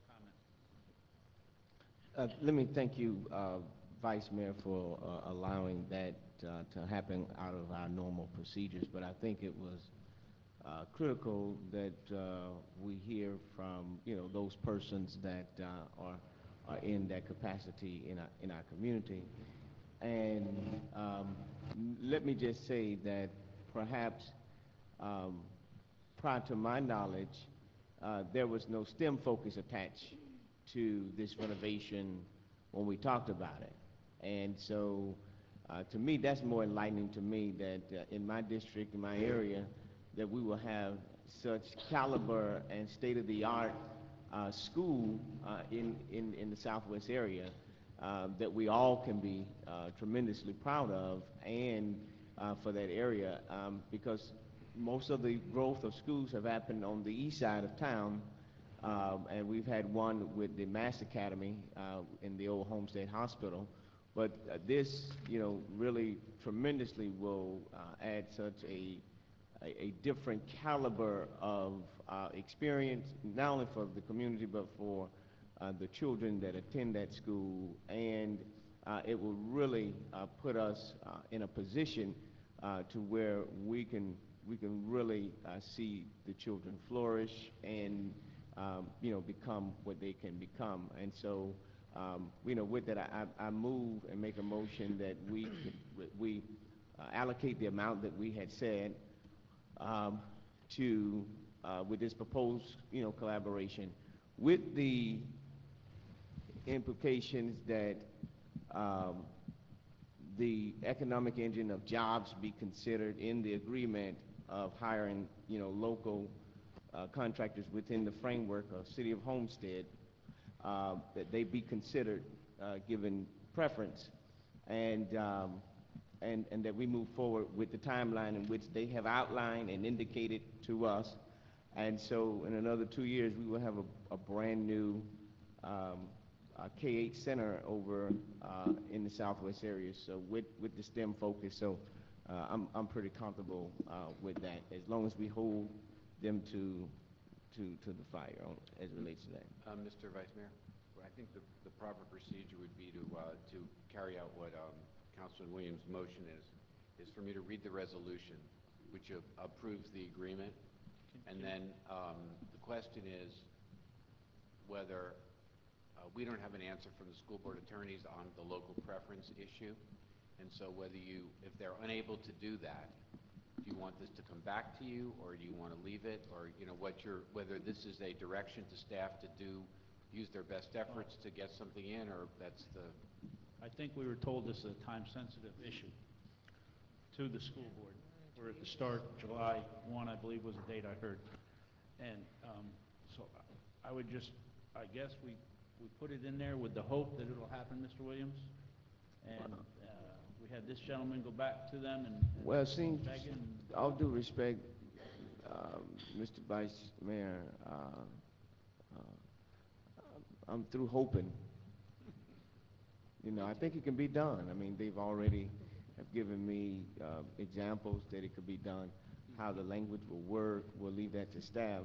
But I'm sticking with with that request because I think it's still very vital. We did it with other, charter schools, with another charter school that they hired local contractors or subcontractors, however. Though it's a different entity and a different office body, but I think the school board has given me an indication that it can be done. Am I misreading you? No, you are not. Okay, all right. Well, then I will leave it in there. Okay, so if you don't mind, let me read the resolution, get a motion on the floor, and then Councilman Williams, I think, probably wants to amend the resolution to include that provision. A resolution of the Board of the Community Redevelopment Agency of the City of Homestead, Florida, approving an interlocal agreement between the Community Redevelopment Agency and the Miami-Dade County School Board to facilitate the expansion and reconfiguration of the West Homestead elementary school into a kindergarten school through 8th grade facility with a program focused on science, technology, engineering, and mathematics, providing for implementation, providing for an effective date. So if we could have a motion to get that on the floor, please. Is there a motion? I move that we accept it. Yeah. Second. Okay. So, Councilman Williams, would you like to offer an amendment to deal with the local preference? Yeah, I'd like to add an amendment in the interlocal agreement that state that the preference be given to local contractors, subcontractors, to perhaps facilitate the renovations or building of West Homestead Elementary, That K-8 Center. That requires a second. A second. So then vote on the amendment, a discussion, then on the amendment, and then on the resolution. So this is a vote on the amendment to the original motion, correct? Right, that's the first vote. It's on the amendment. Okay. Please call the vote. Board Member Fairclough McCormick, Yes. Board Member Shelley, Yes. Board Member Williams, Yes. Board Member Wallman, Yes. Vice Chairman Burgess. Yes. The motion carries. Now on the resolution as amended. Please call the roll again. Vice Chairman Burgess, Yes. Board Member Fairclough McCormick, Yes. Board Member Shelley, No. Board Member Williams, Yes. Board Member Wallman. Yes. The motion carries. Thank you. Just to get into to rhythm here, let me read the resolution, the title of the resolution, if you don't mind. Item B is a resolution of the Community Redevelopment Agency Board of the City of Homestead, Florida, accepting the proposal of Leisure and Recreational Concepts, Inc.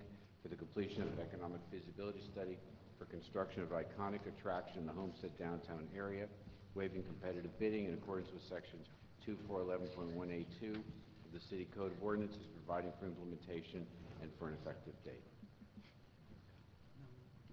Thank you to the school board members. Through the chair, I would just like to recognize our Region Superintendent, Dr. Alexis Martinez, who is here sitting quietly there. Thank you for coming, Dr. Martinez. Thank you to everybody. If we could get a motion to Yes. this. Is there a motion and a second? Move it. Second. Moved and seconded. Thank you. Staff? CRA staff recommends that the CRA board approve the attached resolution and authorize the city manager to accept the proposal for consultant services from Leisure and Recreation Concepts, Inc. to complete an economic feasibility study for an iconic attraction in Homestead.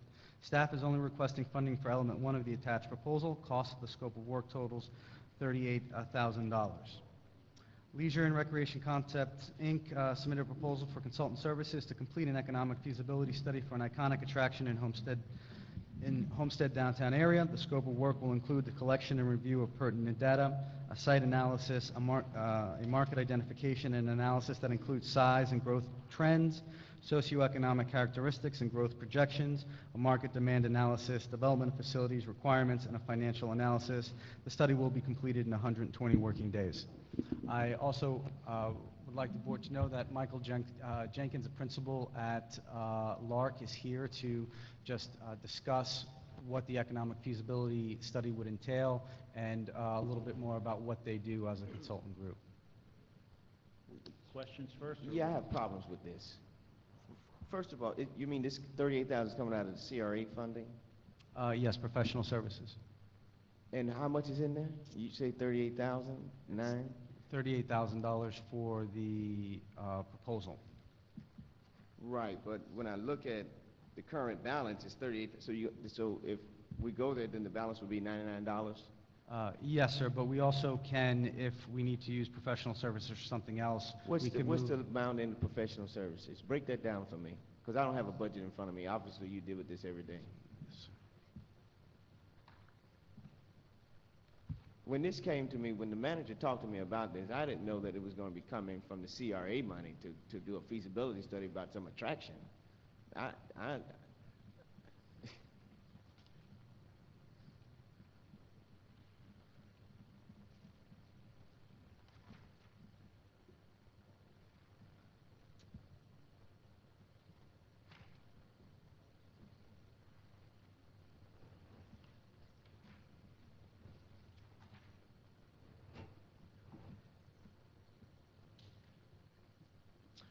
We had allocated $50,000 in the budget for professional services. And what has it been spent on so far? I don't have that information right in front of me. I'd have to get back Well, to you with it. you all want me to vote on $38,000 for a feasibility study of the CRA money that we just talking about, that we have limited amount of funds to do anything else with? I will not support this coming from the CRA. Not when I'm looking at other programs in here you're taking money from to start new programs in the CRA area. To me, this $38,000 could go towards those new programs that you've outlined and that we've got to talk about later. I don't support $38,000 going to a feasibility study coming from the CRA.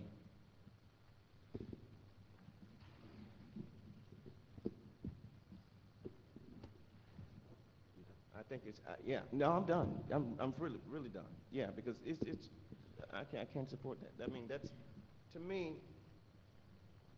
$38,000 could go towards many other things that I can name 10 in the CRA area, which it totally really kind of encompass the southwest area. And I cannot vote consciously for $38,000 for a feasibility study on an attraction for what we're trying to do, not coming from the CRA. You know, pull it from somewhere else, but don't pull it from the CRA. That's my problem. I don't have a problem with the feasibility study. I have a problem on where the money's coming from to pay for the feasibility study, when we already are limited with the amount of resources we have for the area as it stands now. That's my problem. Councilman? With it. I mean, if the decision tonight is we want to go forward with the study, but we prefer to do professional services from the general fund, we can make that happen.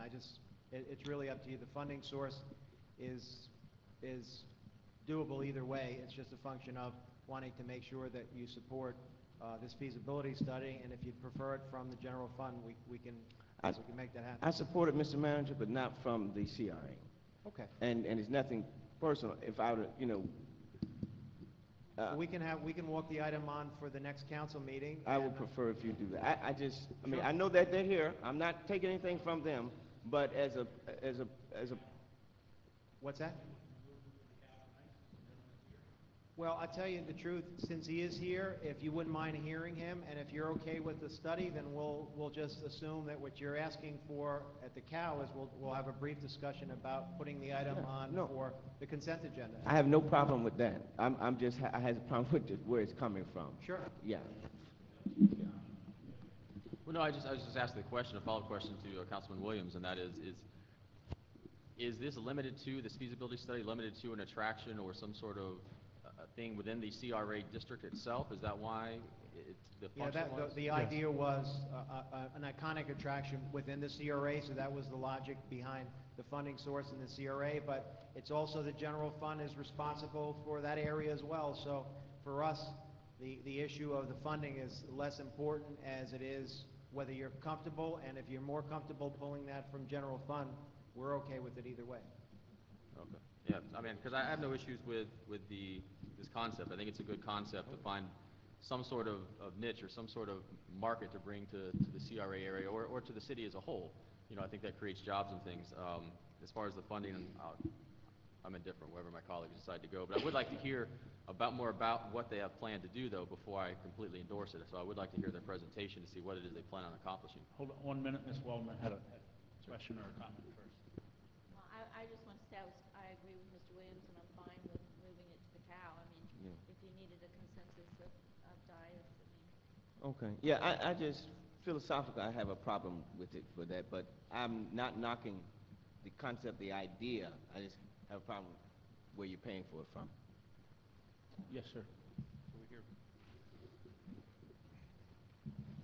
Vice Mayor, Council, ladies and gentlemen, my name is Michael Jenkins. I reside in Dallas, Texas.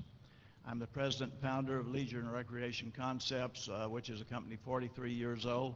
We've just completed 1,087 projects. In fact, Saturday I just returned from Africa, where we just opened a new cultural center there. We have 17 projects underway now. We are a consultant design management company for the attractions and entertainment industry. Through the vision of your city manager and his staff. We've had several conversations about the prospects of tourism, which is a large employer of people, and new dollars that come into the community that turn over by the Belden survey 4 to 6 times in a community where you do not have to build infrastructure, subdivisions, fire, police for these efforts. It's new dollars that come in and turn over in the community. With all the tourism going up and down Florida Turnpike, the vision is to create a study that would draw people off the Turnpike into the city of Homestead. The way we would look at this is that we believe in telling people what they need to hear, not what they want to hear. And a number of our studies show negative results. If they begin to show negative results, we stop. The study is not concluded, and no fees going forward are dispersed. If it appears to be viable, then we go into the process of establishing relationships, which we've actually done in 3 cases for prospective private developments that would put the money basically in this project, in this proposed project, if you approved it. The way we look at this is to determine, is there a market? It's either yes or no, and if it is a market, how large is the market? And is the market large enough to support a facility that's proposed in this agenda? If there is a market, and if it's large, then can it be penetrated? There may be a large market, but does anyone in the market care about what's proposed? We do that through over 1,000 surveys in your local community and many other processes.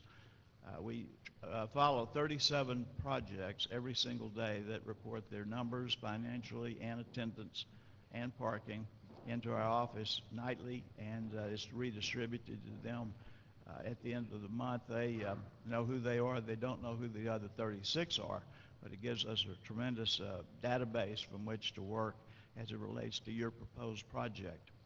We look at competition, school schedules, weather conditions, many things in determining the high and low seasons and the penetration of attendance by day. We look at low, probable, and high attendance. We base our financial projections on low attendance and our design projections on probable attendance. In other words, we do not build our church for Easter Sunday. And we'd rather a project be phased so that phase 1 is viable within itself. It helps create the financial complexity to build phase 2, phase 1 and 2, build phase 3. Once we look at that, then we look at per capita spending in food and beverage, retail sales, miscellaneous incomes, locker rentals, strollers, etc., and general admissions and group sales. These are then calibrated into a per capita, which creates then the pro forma financials. We run our financials out 10 years. 5 years are pretty accurate. The other years, 6 through 10, are, I think, more theoretical, quite honestly, because conditions change within the world as we speak. From that, then, we create the financial pro formas. We look at other projects that are similar and how they have performed and how they might perform in this particular market. In addition to that, then we look at the ability of how low can attendance be pushed down and the project still survive so that it can be viable, especially with the creation of jobs. It's a large employer. It's an industry without smokestacks, if you will, and it creates a synergy of great spending within your community for sales tax revenues and other, including hotel, motel, restaurants, the obvious. And then we look finally at the prospect of if this EBITDA number over a 10-year period can be documented, which we do in our studies through our research department, then the bottom line is what should the investment level be? In other words, like I said, you can't build your church for Easter Sunday. So we allocate by EBITDA numbers the maximum capital investment and how that would be phased over a period of time. The study is very thorough, it's very well documented, and it's approved by a number of financial institutions in New York, including Bank of America, the Deutsche Bank, and International Finance Group in Hong Kong, Paris, and London. So that's what we would present. It'd take at least 120 days. If you needed it in 30 days, we could not do it and would not do it because the data and documentation that have to be put into it could not be done in 30 days. So we'd rather give you something accurate and viable and feasible, if feasible, that's very usable to attract other tourism industry delegates to this area. Are there any questions? Questions? Mr. Shelley? So do you come up with a specific attraction that you're going to recommend at the end, or do you come up with multiple attractions, or is it more or less just the theme of the attraction, and then you come back for us for more direction? No, Exactly. no, we're going to come up with a specific attraction. The reason we want our financial numbers to be embedded into that attraction and not be theoretical of any attraction. Okay, and so it'll be one There'll be a specific attraction. Okay. Along the way, it'll be narrowed down to 3, and from those, each will be analyzed and one will be selected for its financial viability. I thought it would be important because he mentioned he's been involved with 1,000 projects, but he's kind of low-key about his experience. But could you talk a little bit about the projects that you've worked on worldwide? I think it'd be helpful for everybody to hear. Sure. Well, obviously the Walt Disney Company, SeaWorld, Kings Island, all of the Six Flags theme parks. I was one of the 5 original developers of all the Six Flags theme parks originally. We have done Alton Towers in England, the largest park in the United Kingdom, Wonderland in Dubai, Amusement Tent City in Jeddah, Saudi Arabia. We've done 85% of the projects in Tokyo and in Australia. In addition to our theme park work, I'm also a producer of Broadway shows. We just finished our 126th Broadway show this December and have 4 getting ready for this season. In addition, we tour our shows to 63 cities across America. Any other questions? Yes. Where's your firm based out of? Dallas, Texas. We have offices in London, in Leicester Square, in Tokyo at New Otani, and in Singapore at Sentosa. What part of Africa did you just come from? Enugu, project for the U.S. government and the CIA. Enugu, out of Lagos, about an hour and 10 minutes, a city of 4.5 million people. We've also done projects in Abuja, Kano, Lagos, Apapa, and Akiri. All right. I don't have a problem with what I've heard, Mr. Manager, other than where it's going to be paid from. So if it's your pleasure, what we'll do is, at the last time on the cow, we'll just ask you for this item to just have a resolution to put it on the consent agenda, and then it'll be on the council meeting for a vote. So the appropriate motion would be to move to table this item if you wanted to just move it. Do nothing with it on the CRA agenda, and then we'll hear it on the other agenda. Ms. Waldman? Yeah, I just wanted to say, I'm so glad you're here. I started the tourism committee back in 2002. We didn't have one before then. And I sat on the board of directors for the Greater Miami Convention and Visitors Bureau. So I'm the only person, literally from upper South Miami down, that represents all of the southern part of the county. And we so need something here to draw people off that turnpike and draw people off US 1. Mr. Shelley has something coming up in the Cal meeting that I co-sponsor with him as far as the Everglades and the Biscayne National Park. But I'm very excited to hear what you do, and your resume is so impressive. So, welcome. Thank you. Thank you for your comments. Is there a motion to table it and move it to the cow? There's a motion. Is there a second? There is a second. Moving it to the council or to the cow? To the next cow? To the cow. No, tonight. Oh, okay, right after this meeting. Gotcha, okay. Since the gentleman's here all the way from Texas. Okay. Thank you very much. Yes, sir. We just All in favor? All in favor? Aye. All those opposed? Okay, the next item is tab 4, resolution of the Board of Community Redevelopment Agency of the City of Homestead, Florida, approved amending guidelines for the Community Redevelopment Agency's Commercial Enhancement Grant Program, approving the reallocation of funds from the Residential Improvement Grant Fund to the Commercial Enhancement Grant Fund, requiring implementation and an effective date. Is there a motion? My motion would be moved to table it for a workshop. My problem is, and I know we've asked him to come back, and the department has done that,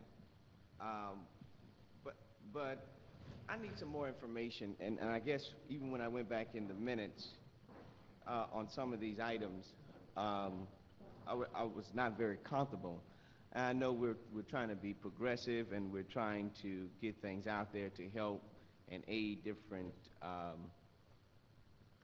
entities that would like to come into the CRA, and that we can, be helping and assistance, and in no way, shape, or form do I want to stand in the way of that. But I've just got some real concerns about the vitality of some of these programs, and how does it fit in a small, concentrated area that can work versus, being in the whole city of Homestead. And, I think we really need to sit down before us coming to vote on this to say this is something that we would like to have. I think we need to have more conversation on some of these items that we're going to be looking at tonight, and this is just one of them.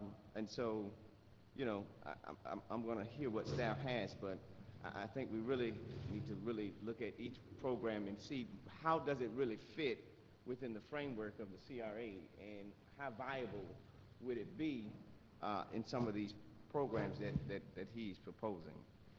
So that's my thought on it. But I look to hear from staff. Sure. On September 4th, 2012, the CRA Board discussed the disbursement of budgeted grant funds through the CRA's residential grant program. Specifically, board members discussed that during the life of the program, not all the funds have been dispersed into the community in a given fiscal year. Consequently, the board directed staff to consider alternate commercial and residential grant programs the CRA could offer to the community. These programs would be funded in the 2012-2013 fiscal year through the reallocation of funds from the current residential grant program budget line items. On October 9th, 2012, the CRA staff brought to the board a series of possible new commercial and residential grant programs. The board directed staff to implement the Site Development Assistance Program and the Business Startup Grant Program. Site Development Assistance, $60,000. The Site Development Program will encourage redevelopment in the CRA. These grants are provided to bolster business expansion and business relocation by assisting with the cost of impact fees, city building and permit fees, building renovations, and exterior improvements. Grants are not to exceed $15,000 each. Site development grants are on a reimbursement basis. Funds are dispersed to grantees on a reimbursement basis after the application is approved and after proof of vendor payment has been provided to the CRA. Eligible businesses must be located in the CRA district. Business startup grants, grant $25,000. The $1,500 business startup grant is designed to encourage entrepreneurs to establish businesses in the CRA district. The program provides a reimbursement grant not to exceed $1,500 to eligible businesses on a first-come, first-served basis. The business startup grant must be used for eligible startup expenses only. The business must be located in the CRA district. The business owner must apply within the first year of operation. The first year is based on the date the business license was issued. The business owner must complete 2 one-on-one consulting sessions with the CRA. The grant funds may be reimbursed. Grant funds may reimburse legitimate startup costs associated with the opening the business. Legitimate expenses include but are not limited to license fees, business license fees, filing fees with the state of Florida, filing fees with the IRS, certificate of occupancy and or use, permit fees, utility deposits, facility security deposits. The staff recommends allocating $85,000 from the residential grant program budget line items to the commercial enhancement budget line item to fund these new programs. The below matrix details the transfers of funds. We would be looking for $35,000 from the facade program, $35,000 from the repair program, $15,000 for the landscaping grant program. The attached resolution amends the existing commercial enhancement grant program, creating the guidelines for the site development assistance program and the business startup grant program, and reallocates $85,000 from the residential grant program to the commercial enhancement program. Please note companion car 704. At the meeting where we discussed this, we also talked about some residential programs. That is in the following item, which is a reallocation within the grant funds for residential. But these specifically deal with the two commercial programs that you gave us direction to move forward with at our last meeting. Mr. Williams, Yes, ma'am. do you have anything? No, I look to hear from my colleagues. So I think you had said, Mr. Bridges' hand is Oh, up to me. I'm sorry. So I think you had said before that you would like to see this table for a Yeah, workshop. I just think, you know, and let me thank the staff for doing, you know, being aggressive, but, you know, I think we need to have some more conversation on it prior to implement it, put it in place, so that we all understand, you know, the magnitude of it. I just think that we need some more time, and that's my, you know, but, you know, I'll go with what my colleagues say as it relates to moving forward, but I just think we need to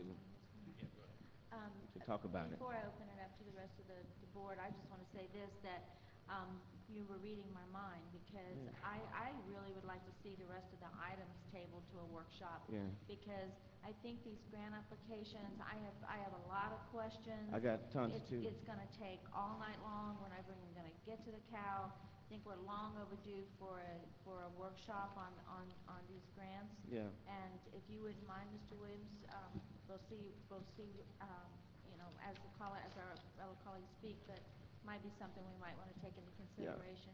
And I'm not saying I'm not in support of it. I Right. just think it's a lot to digest tonight to really go through it. I mean, because when I went through it, you know, the last couple of days, I mean, I had tons of questions on just, you know, some basic things, you know, even with the 75% match, and, you know, what if these businesses can't afford, I mean, how to, you know, just some things I think we need to kick around in a workshop to work all the logistics out, then bring it back to us with our input on how it should, you know, on what we should facilitate it to be. Could we hear from our other colleagues? Sure. Mr. Schilling. Thank you, Chair. So are we proposing then a workshop on the entire, all programs, or are we only proposing a workshop for the overflow funds, these excess funds that we're trying to find a way to utilize more effectively?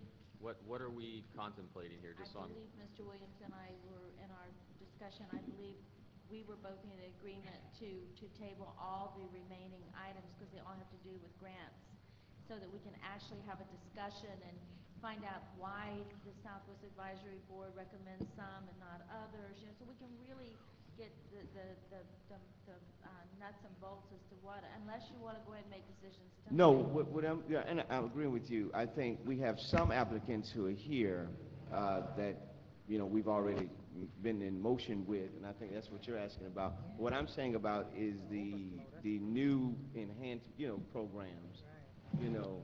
What tabs would that be? Tab 4 and 5. Wait, no, tab 4.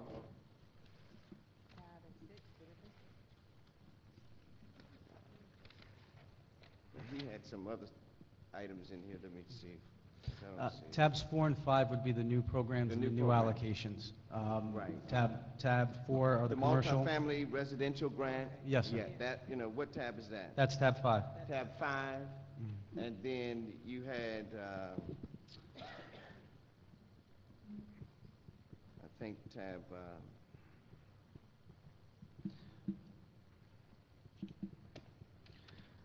Tab 6 is actually for an additional funds for projects that you had already approved, that when we actually got in our estimates and then went and did the work, we found other items that we needed to fund to bring the houses up to code.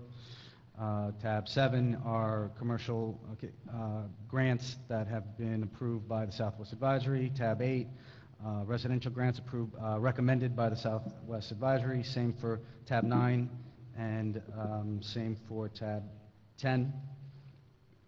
And I guess the core of my question dealt with, are we looking to table and reevaluate these enhanced grants, this tab 4 and 5? I'm Or are talking you about talking tab about- 4 and 5. Are you talking about also looking at all the programs we've already administered or have been administering? Are we looking to reevaluate that usefulness as well? I'm just trying to make sure I understand the scope. I'm trying to table tab 4. We're talking about tonight I'm talking about new grants, programs, the new programs that are being on the agenda tonight. So that'll be tab 4 and 5. Okay. I know the other tabs have to do with what the committee has recommended for some of these other items, but I'm talking about the new items that he's trying to, so that'd be 4 and 5. Yeah, I have no objection to further discussing that in a more intimate environment as far as, making sure it's specific to that issue alone. So I have no objections to that if that's the will of the council. So I agree. do we need a motion for that? That's right. We have a motion to defer tabs 4 and 5 to a workshop to be set by the clerk at the convenience of the CRA board. Second, Mr. Williams, you make that motion? Yes, I make that motion. Any second? A second. Mr. Chair? All in favor? Oh. Chair. I just had a question as far as the monies that are sitting here now in this pot. Is there any time frame that we need to work within as far as trying to get some sort of programming in place before this money just kind of goes to the wayside, or? Well, we have the remainder of the fiscal year to October. We do run the risk of, and it's not a bad thing, if we do get a large amount of applicants for the residential program, which I think we all would like to see, then we may not have the ability to fund to the levels that we have in here. But again, that is a policy So decision. the money is not locked up. The money is still in the existing programs, Yes, facade sir. improvement, residential, et cetera.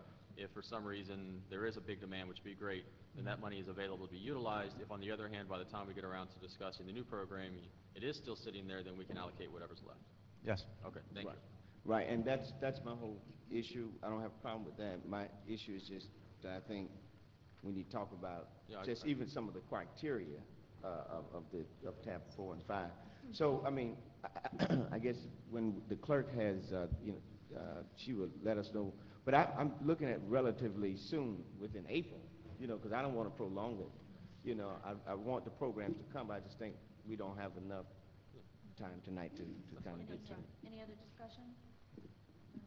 Can I take just a general vote, or does it need to be roll call? Could be one deferring both of the items. Okay, so does it need to be a roll call? Just no. Okay, all in favor? Aye. Any opposed? Motion carries. And Mr. Booth. Okay, so tabs 4 and 5 are deferred. 6 is a resolution of the Board of the Community Redevelopment Agency, the City of Homestead, Florida, approving an increase in the allocation of residential improvement grant funds previously awarded, approving amendment of grant agreements, providing for implementation, and providing an effective date. Is there a motion? Move it. Second. Staff report. Staff recommends that the CRA Board authorize additional residential grant funds in the amount not to exceed $2,400 to complete the needed repairs to code for Mr. Harvey Barlow at 249 Southwest 4th Court, Homestead, Florida, and Mrs. Mimi Delaveau at 500 Southwest 11th Avenue, Homestead, Florida. On October 18, 2012, the Southwest Advisory Committee recommended the approval of Mr. Barlow and Mrs. Delaveau's emergency home repair grant in the amount not to exceed $10,000.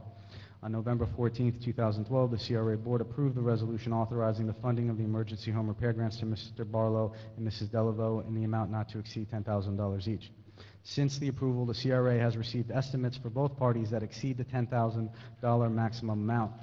The total estimated cost of repair for Mr. Barlow is $10,703. The funds will cover the cost of additional materials for the required roof work and exterior painting. That will bring the house up to current code. The total estimated cost of repair work for Mrs. Delaveau is $11,040. The funds will cover the cost of additional materials for the required roof work to bring the house up to current code and tenting of the house due to a termite infestation. I did just notice that there was a slight error in it's not in the staff recommendation. It said 2,400. We are asking for 2,000 in additional funding for these grantees to cover the new estimates and any unforeseen issues. Any unused funds will be reallocated to the residential grant program.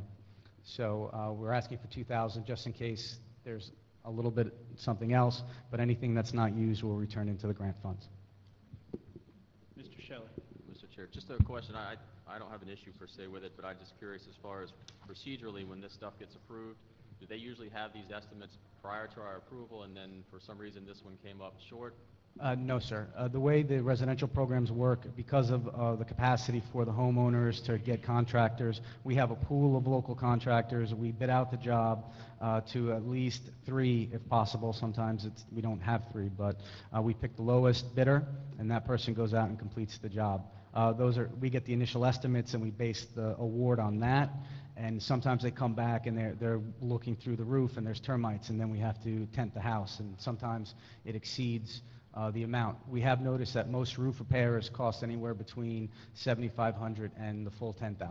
Okay, so this is a case where the estimate was given, we awarded it, and then they got into the project and realized there was either additional damage or additional work that needed to be done, and therefore now we're looking to get the additional approval. Yes. Okay, all right, thank you. Questions or comments? Yeah, just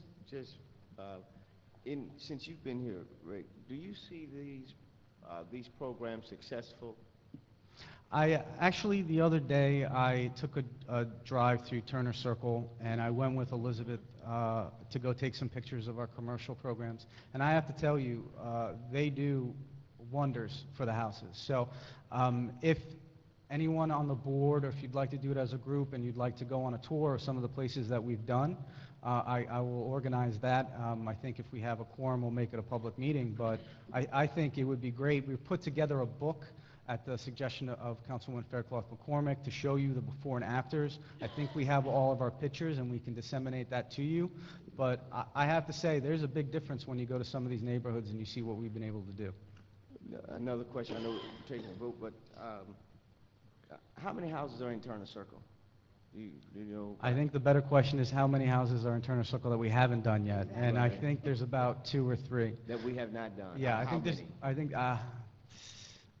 Unfortunately, I don't have the it's full. about 17. Something. Somewhere around there. 17, 18 houses, Mhm. and we've done all, but you say all. A few of them, yeah. Yeah.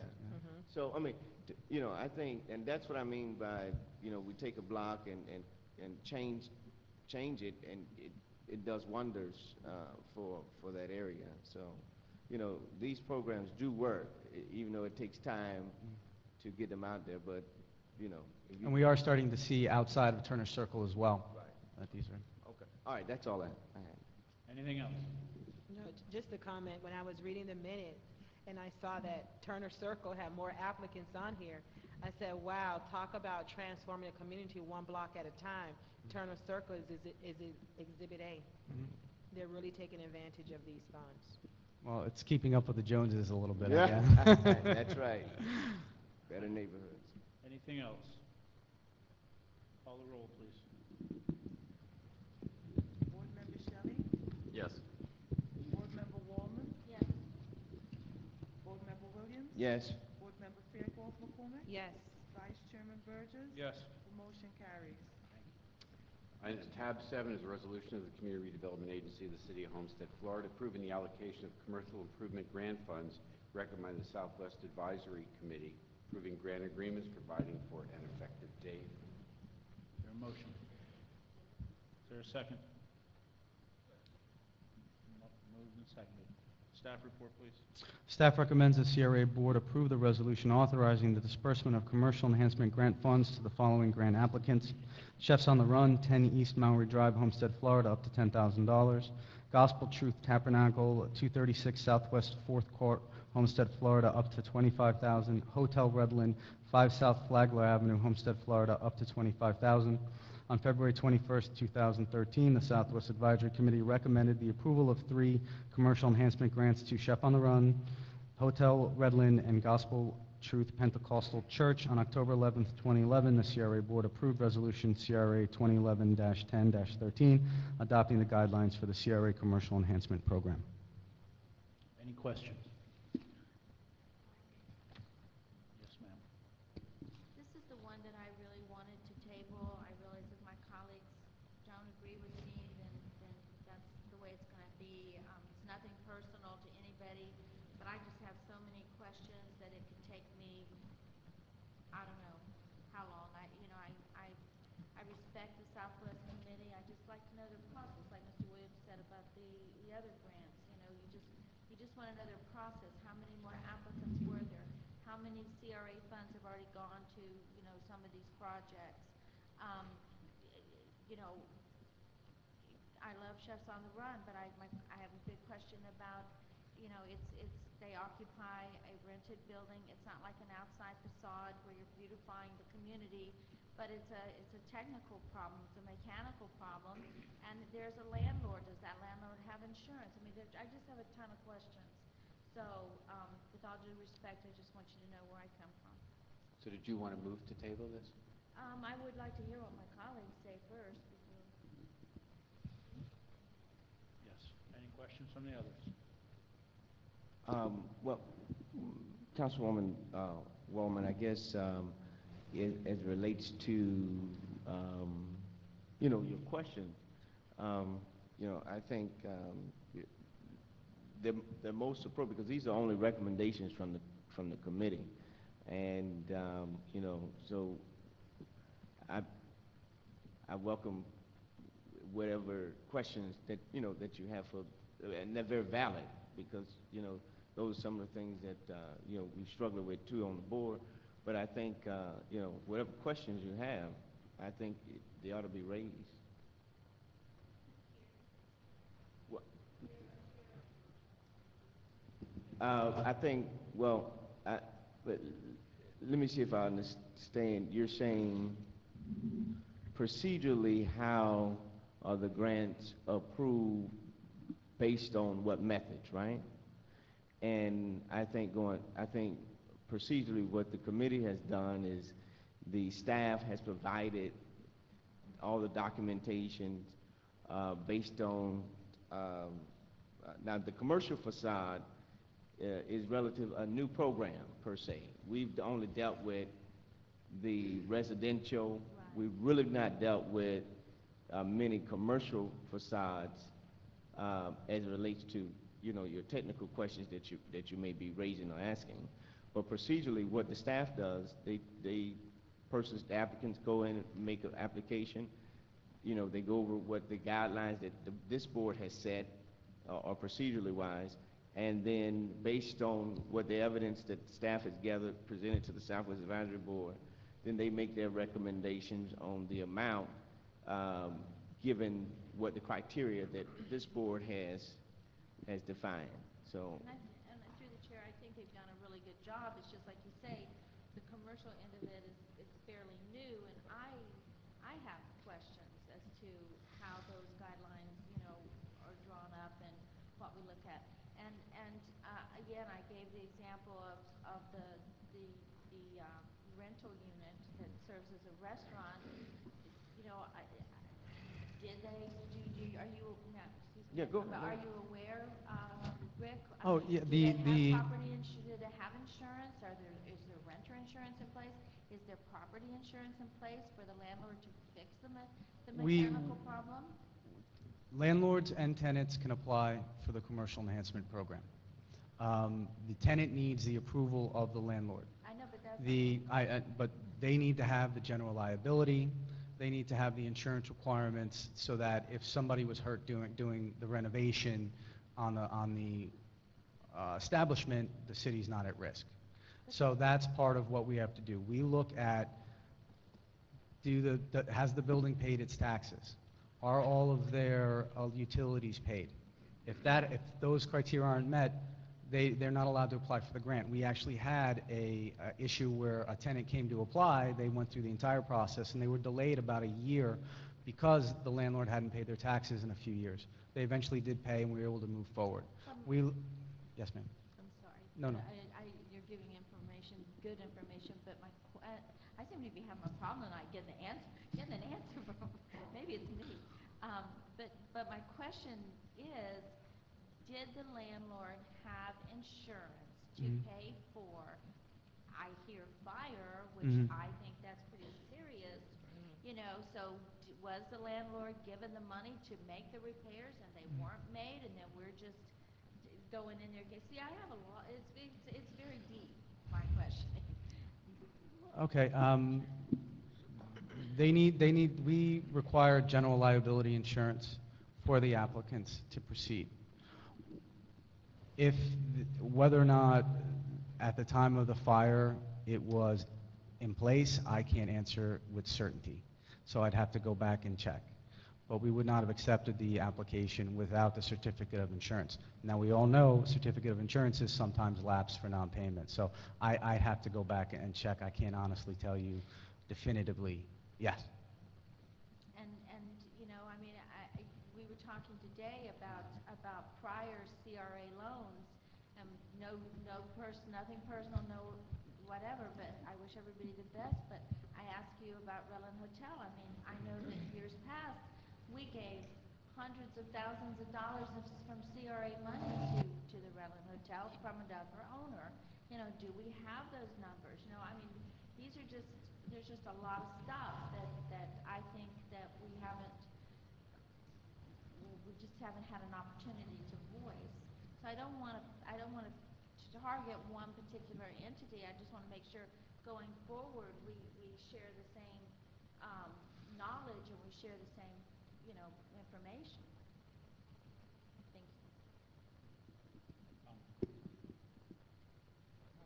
Just that you want to go ahead? Do you have a comment? I just had a question. The commercial enhancement program, that has been our most successful program, am I correct? It's been the one that used the most of it, utilized. yes. I think there's only a few $1,000s that weren't utilized. And there's three portions of the commercial enhancement program. You have facade improvement, tenant relocation and build out, and then we have a special fund that if a business owner wants to come in and they're going to bring a significant amount of jobs and they need above and beyond what the 25,000, that comes directly to the board. That's how we did Kimry. We had two grants, one to the landlord and one to the company, and it went to facility upgrades. And you have a lot more flexibility because they're larger amounts of money. But it's all the same pool of $300,000. Oh, okay.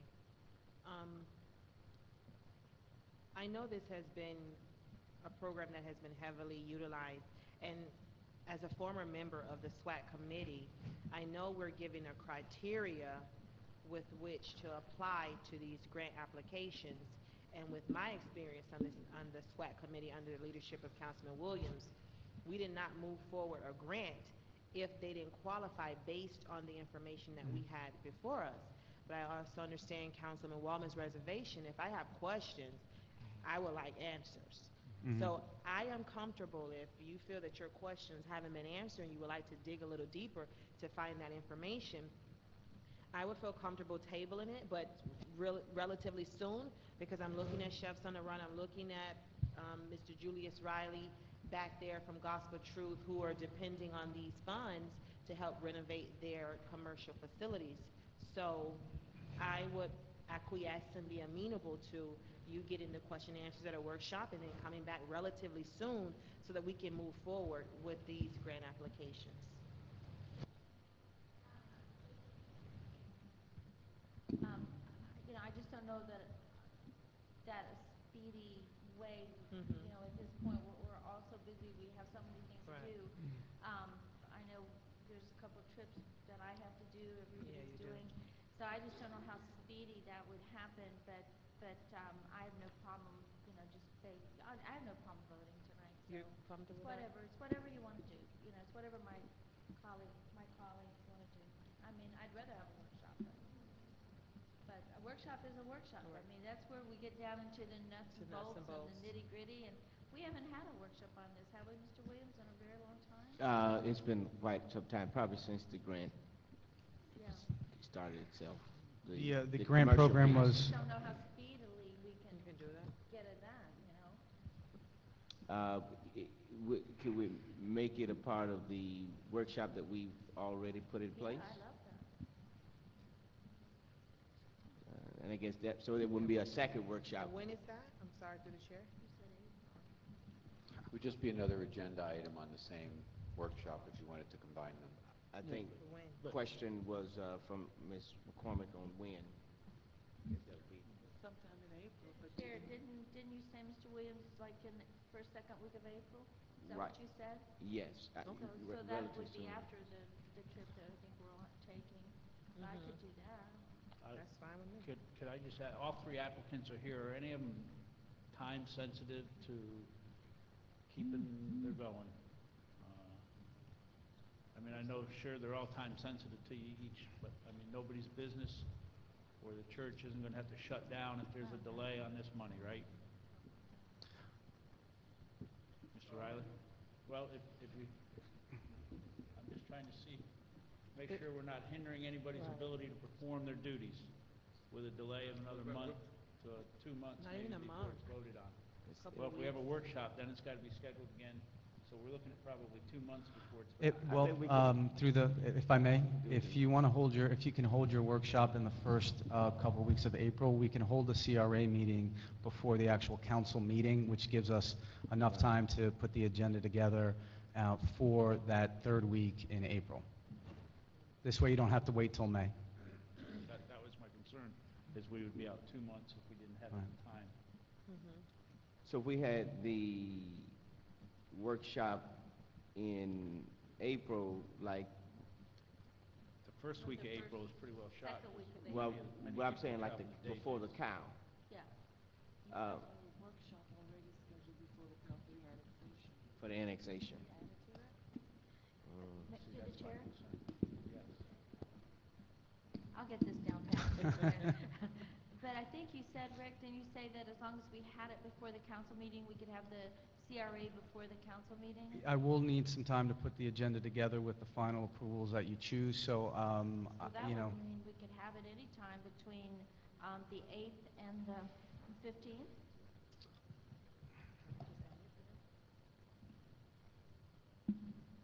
Comment, Mr. Schultz?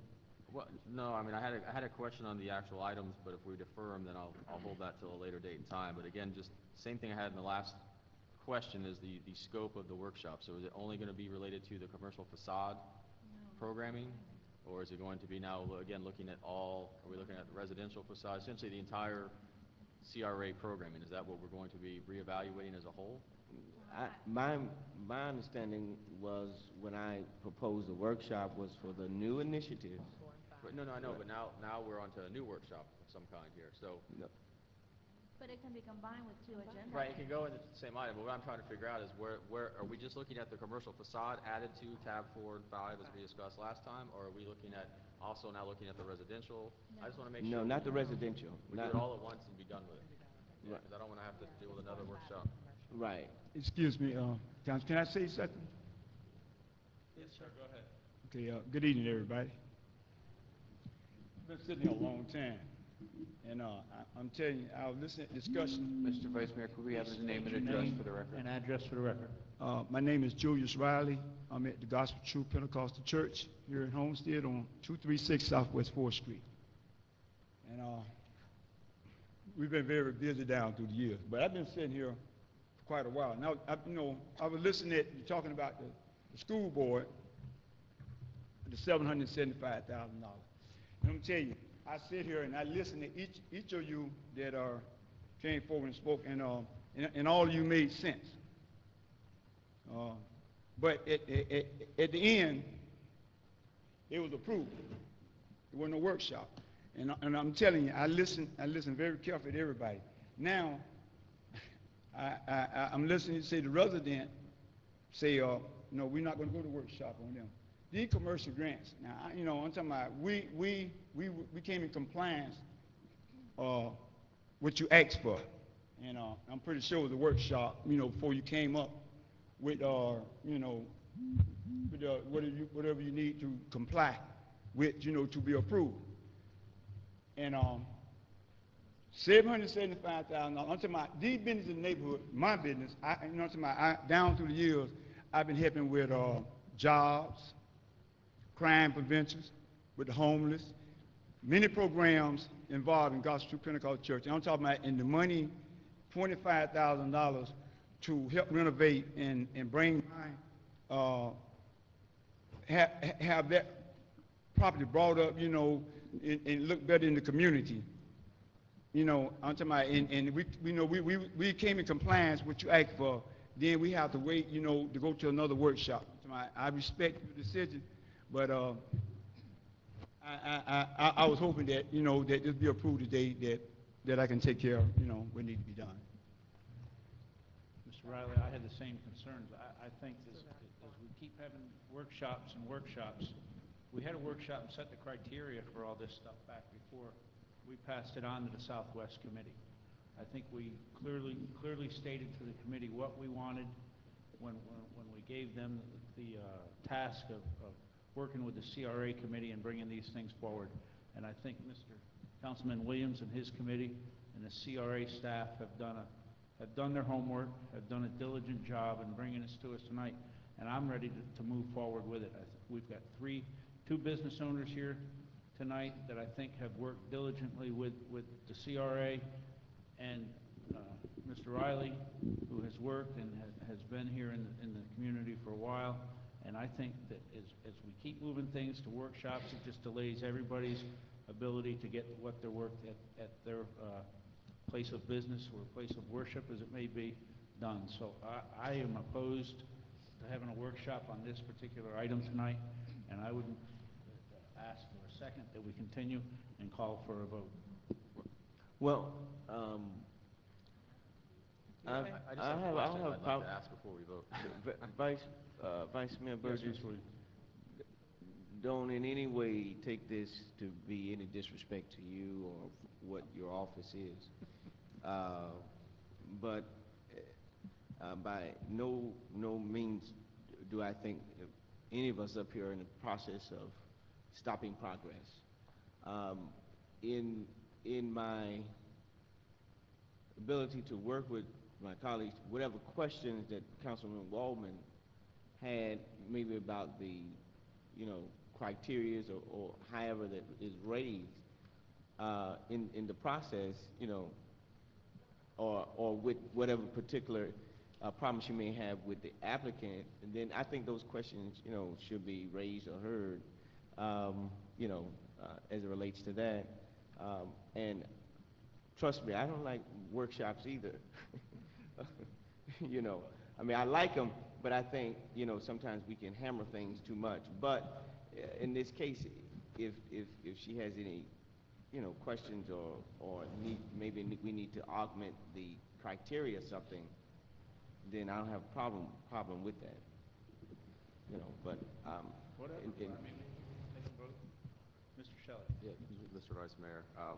I mean, I don't have a problem proceeding tonight with these applicants because, again, they've gone through the process. If we want to change the process thereafter, I think that's good to reevaluate. It's always good to reevaluate the process. But so whatever the council decides, but I have questions regarding the application. So if we're going forward on these applications, I'd like to ask the question. If we're going to do a workshop, then let's make the decision on the workshop because we have a lot of stuff left to go. So whatever the majority of the council's will is, I'll respect. But if we're going to go forward, then I'd like to ask my questions. I've got a question, I guess, for the attorney. Since these applicants have filed under the criteria that was given to them now, we would not be able to go back in and change the criteria on them.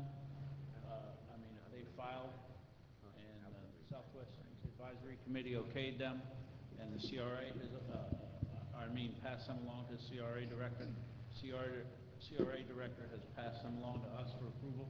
So we wouldn't be able to go in and change any criteria or anything on them. Well, I don't think you're under any obligation to award any grant if you don't feel comfortable with it.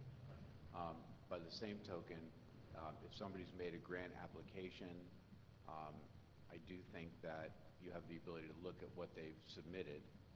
You also have the ability to basically say we're not going to award any grants this time. We want to change the criteria and basically, you know, throw out all the bids and rebid the program, if that answers your question.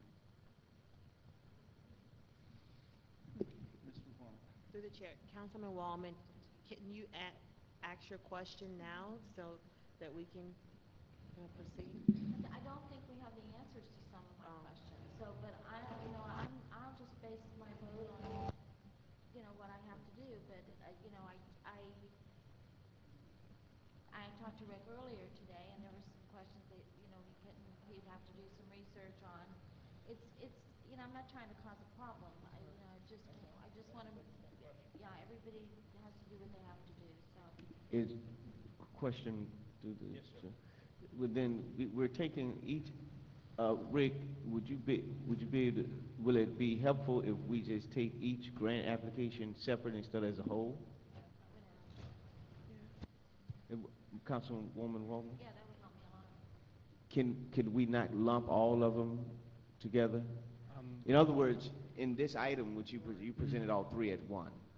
So we vote yes or no, it would disqualify the entire piece. But if we take it out, vote on each applicant one by one, then even though it may be longer, I think that probably would be helpful. And then going forward, don't group all the applications together. I would have to defer to the attorney on whether or not we could do that. Well, let me finish, because I think we can probably remediate a lot of this without going to a workshop, if I'm right. That, you know, just changing these minor procedures to not lump all the applicants under one car agenda, but make each one, as we do at the Southwest Advisory Board, hear each applicant, what their paperwork is, and then proceed on. Would that help, Councilwoman Waltman? Yes. Because I think if we can do that, and Mr. City Attorney, will he be able to deal with each applicant tonight based on what we have just articulated? In other words, what you want to do is you want to deal with each of the three applicants under the program separately. Correct. Just how they were presented at the, at the Southwest Advisory Board. Right. We dealt with each one. Right. You could listen to each one separately, and then you could vote to approve all of the applications. You could vote to approve some of the applications, or you could approve to vote none of the applications. And they don't need to be, they can be taken individually. Right, but I'm saying an independent vote for each one. Correct. Okay. Would that help, Ms. Walton? Okay. Can I say something? Yes, ma'am. I Go wanted ahead. to ask, well, or are we going to do it individually? Well, Yes? Okay. Hold on 1 second. So then, I guess then we will, go back to staff, and he will present because we all have the paperwork in here. What I would suggest is sort of put aside the item that's actually on the agenda. Have the staff present each applicant individually, take a vote on those applicants, and then when we adopt the resolution at the end, we'll include only those applicants that you've decided to approve, yes. Okay, I'm fine with that.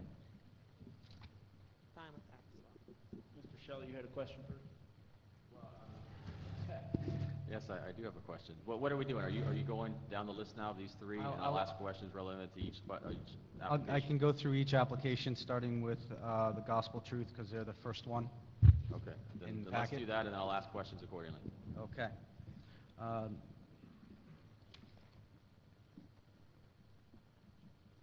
They're proposing a $33,000 renovation of the church. It includes both interior and exterior.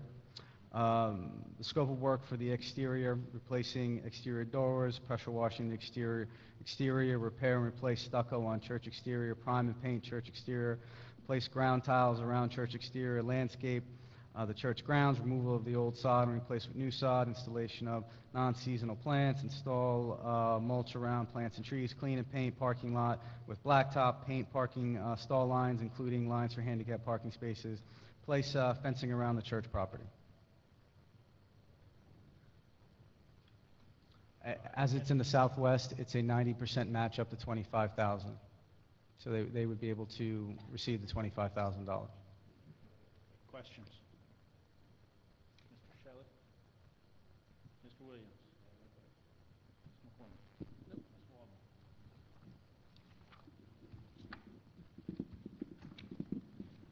Hearing none, seeing none, we'll move on to the second application. Do we vote? We want to vote on that one? Yeah, we should vote on each one, and then we can handle them in the resolution at the end. Board Member Fairclough McCormick? Yes. Board Member Shelley? Yes. Board Member Williams? Yes. Board Member Waltman? Yes. Vice Chairman Yes. Burgess? The motion carries. Okay, second applicant, please. Second, this is the Hotel Redland, 5 South Flagler Avenue. The proposed improvements include pressure clean, paint entire outside of building, repair metal work in garage containment area, improve outside lighting on building, repair back stairs, paint wood, railing, add lighting to the building structure, add landscape entrance enhancements to outside of building windows and back lot, improve back lot landscaping and frontage. This is, the estimated cost of this project is over $25,000. To meet the full $25,000, the project's going to have to be at least $27,500 total, but we work with the applicant to make sure that they meet the 10% match. I also want to point out that this is an historic building, and they would have to get review from our Historic Preservation Board to make sure that the colors are matching and that sort of thing. Mr. Shelley. Thank you, Vice Mayor. Question to the attorney. The part owner of this building, I guess, is a county commissioner. So, and that county commissioner has the ability to, I guess, approve or have some say in our budget at the CRA. Is there any issues legally on that? Is there any problems with us voting on this issue as a council? Yeah, as we discussed earlier, we no longer represent Vice Chairman Bell. So, you know, I wouldn't want to be giving legal advice as to whether she has any conflicts at the county commission level voting on Homestead CRA materials. But I will tell you that in terms of you, I don't see any problem or legal prohibition with you voting on the application submitted by her husband. Okay, so there's no legal issues there. I just want to make sure that that's clear for the record. There's no legal issues for in terms the city of Homestead. of this CRA board voting on this application. Okay, thank you. And Rick, just for the public's information. Yes. This applicant goes through the standards of everybody else and is vetted the same way as anybody else when their application is put in. Yes, sir. Thank you. The only difference that we've ever had is this is a historic building, so they have to get that extra approval, which a non-historic building would not have to do. Thank you. Any other questions? Just for the record, my question, I don't think can be answered because Rick didn't have enough time, and I apologize I didn't talk to Rick until this afternoon, but... I guess if your question was, do we take into consideration other funding that's been given in the past, that's not a requirement of the grant application, as it currently stands right now. So if they... That's exactly what I'm saying. Right. That's why, you know, I think there are some changes that do need to be made, and it's nothing, like I said, nothing personal, but, you know, I do know that I sat on this council and hundreds of thousands of dollars did go into that property, not by this owner, but through, you know, prior owners, and so I have to base my vote on that. And as I look at the project, most of it's exterior, and I don't remember giving any in the 5 or 6 years I've been up here. Oh, yeah, not since you've been Correct, up here. before I've been here. And most of the work that I see being listed on here is exterior painting, repairing of wood, and cleaning things up, so. And if I might respond to that, you know, I had people call me today and say, how much money are we going to give to one project, you know, over the years, because it is the same property and it's different owners, but it is still money that we never recuperated from CRA. And I'm looking around to see if there's anybody who's been here that long to know, but there were hundreds of thousands of dollars that weren't recuperated. That's right, you were in the audience. So anyway, I'm ready to vote. Yeah. Okay, call the vote, please. Board Member Shelley? Yes. Board Member Waldman? No. Vice Chairman Burgess? Yes. Board Member Fairclough McCormick? The motion carries. Third applicant, please. The third applicant is Chefs on the Run, 10 East Maury Drive. They did write, they put their thing in a letter form. I'll read the letter into the record. We would like to begin by extending our gratitude to the CRA committee for granting our business the opportunity to enhance and beautify our family restaurant, which we could not have done without your support. In a turn of events, after our grant was approved, we came across a very serious problem. The Fire Marshal and Code Enforcement Unit threatened to close our restaurant unless we changed the exhaust hood, which was outdated and out of code. This should have been detected many moons ago. The CRA committee was kind enough to reimburse us for some of the expenses suffered as a consequence of our fire on December 8, 2011, for which we are extremely grateful. However, this expense caused us to run over our budget higher than expected and were unable to complete our intended project. The exhaust system cost us $8,399, and the fire expenses were $3,499.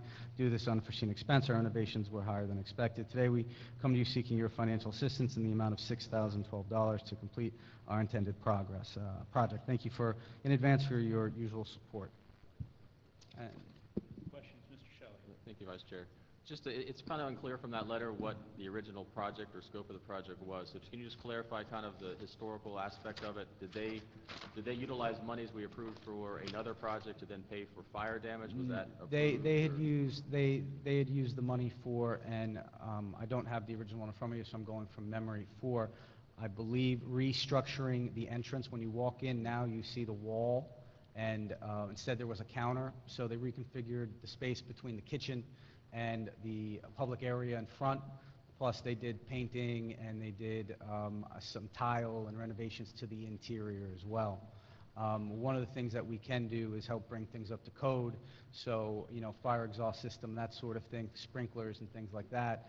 I think, from my understanding from the applicant, they were approved by the fire department for originally what they had, and then they came back later and said, oh, no, you need to do this or that. The applicant is here and can answer some of your questions that you Yeah, but my question is really more procedurally, and that is, were we approved last time for them, included this exhaust system and things that got in the fire, or my only concern is did we approve something for a facade or for a commercial, project, and then through the process something else happened, they diverted the monies without coming back to us, the approving board, to fix something that we didn't include in part of the package, and then now that money's been used up, and so they're asking for more monies to fix the original, and that's what I'm trying to clarify. Is that what happened, or did they come back to the CRA and the CRA said, no, you can use it for that? Was the exhaust fan already included as part of the process? I need clarification on that issue. Normally, we're very flexible with the applicants because we know when you go into a project and you start renovating and you start changing, things happen. We see that in our big multi-million-dollar projects, and we see it. You see it when you build your porch in your house. So we are flexible, and they come and they sit with us when there's an issue, and we look at what kind of funding we can do. So if they do change something in the application, we'll work with them on a case-by-case basis. I just don't have the original document in front of me to be able to speak accurately on exactly what they did at the end. The applicant is here, might be able to answer that question. Well, and again, my concern is more so for if we included the exhaust or the kitchen area in part of the original, and they had an unforeseen accident or circumstance, and so obviously there were some problems there, so I think I could go for that, but my concern is was that even included in the original scope of work, and that they were only doing the facade or the entryway and some things. They applied monies toward a completely undiscussed or unportion of the building, and then we had no say in that. That's a concern for me procedurally, not for this particular applicant, and that's my concern, and so I need some sort of answers from the staff side more so than what the applicant did or did not do with the monies. And it's going to take me a little time to do some specific research on the past grant to give you that accurate answer. So unfortunately, I can't give it to you tonight. Okay, but and I guess for the purposes of the applicant, anything that they spent money on, they would have ran through the CRA first. Yes. So they complied. Yes. Okay, and so in that case, I always had to take it to them Hold on, and show state your them. name and address, please. Jessica Hockett, 10 East Maury Drive from Chefs on the Run. Okay. I had to always show them what I was using the money for, and that before I never, from what I gather from what you're saying, it's kind of like I assumed, and I didn't. I went to them and showed them the fine, showed them the emergency that had happened. It happened 3 to 4 weeks right after, and so the original, it put $8,000 more because they wanted I had a 4-foot hood, and they wanted an 8-foot hood, and they also wanted many things that the building did not, not my building, but where the restaurant is. Because of the fire that I had in December, they wanted everything beyond up to code in case a fryer malfunction like that again. Just and again, it's not questions to you, actually. What you did or did not with the money, the questions are to staff. So it's not... Well, I wrote I know that he'll have it because I have a copy of it too. I know. But what I'm saying is you don't have to defend yourself. It's more or less questions directly to staff as far as procedure going forward. But I do have one question, I guess, because you brought it up, and that is the fire. Did that occur before or after we granted the first set of monies? It occurred before, and I went straight, and then I was fine. The fire department signed off and said that I was fine, and then I got a grant. I got approval for the grant, and one of the things that set us back was that my landlord hadn't paid their taxes and then paid their taxes. And then I was up again. And then when I was up again, it was approved, and then this whole thing happened where the fire department said, And the fire hood was part of your grant application? No. Okay. And see, that's the question. So again, I'm not going to hold it up tonight. I'm going to approve it, but I would like to have the answer regarding how that works in the future, because it's not the applicant's fault. They followed procedure. They cleared everything with our staff. But again, if we're allowing them to kind of divert these monies, I still think that would be something that the board should approve We have been taking looks at that. We look at this internally, administratively. If you would like us to come back to you when there's a change in the application, that is something that we can do. It will incur a little time, but if that's the will of the board, we're more than happy to accommodate. It's not so much, if it was part of the application where, they need a different color door, or they needed to do whatever for code reasons, I don't need to see that. But if you're talking about they asked for something on the front of the building, and now all of a sudden they're moving everything to the back of the building, that is kind of substantially different than what they applied for. And I don't want to see someone else apply it to the back and then come back to us and say, oh, I need another 10 grand for the front. And we go, well, you gave that to the front. So that's just for the decision-making process, Well, I think. and I'd like to state that when the fire happened, no, to answer Miss Judy Wallman's question, no, I did not have fire insurance. I had been open for 4 months, and I went to the Red Cross asking for help. I also went to family and friends, and I also went to the City of Homestead seeing if they had an emergency plan for new businesses that couldn't afford, because you need liability insurance, you don't need fire insurance. And I had a brand new fryer for 4 months, and I am disputing the fryer company still as we speak because of that fire. And I only want my losses. I'm not suing I just want my losses. So again, no, I did not have fire insurance. That's why when I sent the letter to CRA and I met with CRA, I had asked because it was an emergency situation. And that's why they said, we understand this was not, it wasn't because I'm deciding to change the facade to the front, to the back. It was an emergency. If not, I would have been closed down. That's why. Yeah, I have no issues with anything you've done. I know. I just want to make sure that I answer both of you at the same time. I Okay. totally understand. Any other questions? I have a question. Ms. Walton. Jessica, it's not you, honey. That I understand. I just want to make sure that I clarify. What I'm asking is, did your landlord have insurance? No. on that The property? landlord, when you rent, right, and I know that you know Maine, but in my lease, it says that if anything breaks down, such as my AC or as my plumbing, anything, I am responsible. Fully responsible. My landlord is not. But a So- fire is different. Well, and the fire, nope, she was not responsible because it was not her equipment. I did try to ask, and I come across this problem a lot, but since I am new to it, and I know that my lease said whatever happens inside, you're responsible for. If a tile breaks, you're responsible for that. So I needed to open immediately. I was closed. I had lost parties. I had no fire insurance. I had nothing. So I had to open immediately, and that's why CRA said, here, do this. And so they were kind enough to help me not to be able to close. And then again, when the fire marshal came and said, I don't know why this fire marshal, and I had 2 approvals, why this fire marshal both times approved you. You need a bigger hood for this fryer. See, my only question is that I just want to make sure that there wasn't and I don't have anything, again, it's hard sitting up here and having to ask these tough It's okay. questions. But I just want to know, was there insurance report filed No. from the landlord? No, not at all. And if it requires you guys to do any research, that's fine. I do not, there's no insurance on it whatsoever. I've had to pay out of my pocket for forensic scientists to look at my fryer to try to defend the fact. Okay, let me stop you. Yes. What happened to Rick? I think he went to the restroom. I was going there about an hour and a half ago. My question is, I think he just said, Mr. Manager, that part of the grant process is that the landlord would have to have insurance. Is that not what he said? No, the applicant, not the landlord. And the landlord, if they have insurance, she's not going to cover my inside of my insurance. She will cover the outside. A hurricane, not even a flood, is she responsible for. She cleared that out very well in the lease. Rick, I was just saying that, I may have misunderstood you. It's been a long night already, and we haven't even gotten to the other meeting. But I thought I understood you to say that if the tenant's in there, that the landlord is required to have insurance.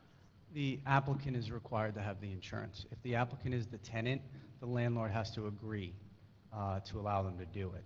So you have to get that affidavit signed by the landlord, but we work with the tenant as the applicant. So it's the applicant who My has. question was, again, it's just, what I'm paid to do is ask questions. That's fine. Is, was there an insurance claim filed? We don't even know at this point. No. Really, though, Jessica, you really don't know if there was or there wasn't, or if they have insurance or they don't. Well, I know that in my end, there is no insurance claim opened. And number two is, I know that if there was from my understanding is what I think is, if my landlord would have filed something, I would have been notified, because I don't think they would have been able to keep me in the dark a year. You see what I mean? Like, I understand your concern that if my landlord did that, but I know for sure I didn't have insurance. There was no insurance claim. And I have, so, but if I have no idea. I don't think so, because they have been nothing but very nice. They let me not pay my rent that month. The following month, they let me pay it in they knew that I had an emergency. It wasn't, okay. But I just, I'm going to have to go, I'm assuming that there was no police report filed. Did you file any? There was a police report, yes, and there was a fire report, yes, because I had to call the fire department, and I have used that with the fire company because it had malfunctioned. And the fire department had asked me, do you have insurance? And I said no, and then they have helped me find forensic scientists and everything else. So. Do you have a copy of the lease in here? Because I thought I saw it, but then it might have been something else. That is the agreement. That's the agreement that they sign with the CRA. The business lease is the agreement with the CRA? No, I'm just looking at the. The business agreement, this is the business agreement between El Toro Taco and you, correct? Okay, well, I haven't had time to read this whole thing, but I'm going to take your word for it. And 'Cause I if, know you need it. and if you find out that there's an insurance claim that I had no idea about, I'd love to know, because I'm still fighting. You see what I mean? But really, I know that there is none on my end. Okay. Okay? Thank you very much. No problem. Thank you. Any other questions? Please call the vote. Board Member Williams? Yes. Board Member Waldman? Yes. Board Member Fairclough McCormick? Yes. Board Member Shelley? Yes. Vice Chairman Burgess? Yes. Motion carries. Okay, now what do we have to do, Mr. Attorney? What you're going to do is since I assume you want to approve all these three projects? Well, they've all passed the vote. They've all passed vote, so you just need to move the resolution as it is in the book, which just approves the three projects. Oh, okay, you want to vote no one project? Okay.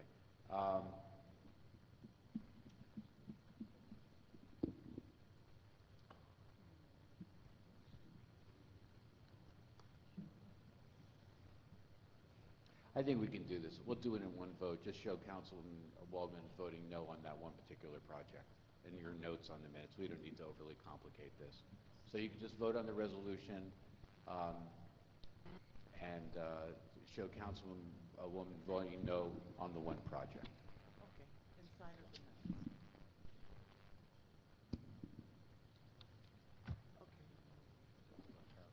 Okay. So, Richard, you're saying, how can, What I'm saying is I'm trying to because I'm pretty sure, what I'm trying to do is to accomplish what you want to do without, I don't have three resolutions to read, so I'm trying to do with the resolution that I have so that we don't have to postpone this again. And so what I'm saying is that you're going to vote on them, and you're going to vote on the resolution. 4 of you are going to vote yes on all three projects, and the minutes are going to show Councilwoman Waldman voting no on the third project. It's a put together kind of an item, but I don't want to delay this because resolutions have to be in writing, and I have to go draft 3 resolutions, which would delay this, and I know that you don't want to do that. So we can take care of it. We'll take care of it in the minutes. Do you want me to call the vote on the resolution? Call the vote on the resolution, and yes. Board Member Fairclough McCormick? Yes. Board Member Shelley? Yes. Board Member Williams? Yes. Board Member Wallman? You're gonna vote yes with a note that you're voting, that you're not in favor of the third project. All right. Vice Chairman Burgess? Yes. Motion carries. It's not the recommended practice, but it gets it done, and I know you don't want to delay this to another meeting. That's all of them? All right, next item, please. Resolution of the Community Redevelopment Agency of the City of Homestead, Florida, approving the allocation of, I've lost my place, residential improvement grant funds recommended by the Southwest Advisory Committee, approving grant agreements, providing for implementation, providing for an effective. Move it. Staff recommends the CRA Board approve the resolution authorizing the disbursement of grant funds to the following applicants of the CRA Emergency Home Repair Grant Program. Tiffany Anderson, 628 Southwest 8th Avenue, Homestead, Florida. Applicant is eligible to receive up to $10,000 for emergency home repair. Would you like me to read the background as well? No. Okay. Take the vote, please. Board Member Fairclough McCormick? Yes. Board Member Shelley? Yes. Board Member Wallman? Yes. Board Member Williams? Yes. Vice Chairman Burgess? Yes. The motion Next item, carries. please. Resolution of the Community Redevelopment Agency Board of the City of Homestead, Florida, approving allocation of residential improvement grant funds recommended by the Southwest Advisory Committee, approving grant agreements, providing for implementation, providing for an effective date. Is there a motion? Move it. Is there a Second. There's a staff report, please. Staff recommends the CRA Board approve the resolution authorizing the disbursement of grant funds to the following applicants of the CRA Residential Grant Program: residential facade, Julio Maria Cruz, 81 Turner Circle, Homestead, Florida; Juan Chacon and Jorge Costa, 801 Turner Circle, Homestead, Florida. Each applicant is eligible to receive up to $10,000 for residential facade home improvements. Question. Take the vote, please. Board Member Shelley? Actually, you can do an all in favor if you're in the mood. I'm in the mood. I'm in the mood. Aye. Aye. All in favor? Aye. Those opposed? There you go. A resolution of the Community Redevelopment Agency Board of the City of Homestead, Florida, approving the allocation of residential improvement grant funds recommended by the Southwest Advisory Committee, approving grant agreements, providing for implementation and an effective date. Motion. Second. Moved and seconded. Staff report, please. Staff recommends the CRA Board approve the resolution authorizing the disbursement of grant funds to the following applicants of the CRA Landscaping Grant Program: Julia Maria Cruz, 81 Turner Circle, Homestead, Florida; Tiffany Anderson, 628 Southwest 8th Avenue, Homestead, Florida; Juan Chacon and Jorge Acosta, 801 Turner Circle, Homestead, Florida. Each applicant is eligible to receive up to $5,000 for landscaping improvements. Questions? None heard. All those in favor? Aye. Opposed? Okay, the next item is, no. The next item is the item we added on the Art South. Yes, we did. Art South event funding. Yes. Move it. Seconded. Staff report, please. CRA staff is seeking direction from the board regarding a request from Art South to support a weekend of events celebrating the 13th anniversary. The events will be held at Art South, located at 240 North Chrome Avenue, on the 12th, 13th, and 14th of April 2013. The request is for $5,000. Mr. Chair? Questions? Mr. Chair, my understanding is that Art South has now amended that to no longer request anything except for the Friday afternoon Tuneful Tales event. They're going to come back possibly later on with an additional or another type of event for the downtown Homestead area. So I know someone is here from Art South, so if they want to confirm that that is what they're seeking, so that they can amend their request. Can I ask you a question before you do that? Yeah, go ahead. Is it the amount going to change? Yes. Oh, Yes, sir. So it's going to Yes. increase? No. Yes, it's going to decrease. Decrease? Just please give your name and address for the record. Marcia Maynard, 840C Independence Drive, Homestead. I was contacted this afternoon and given this information, a request of $1,700 to fund the concert for the children. Sorry, I've been looking at this all night. Let's see.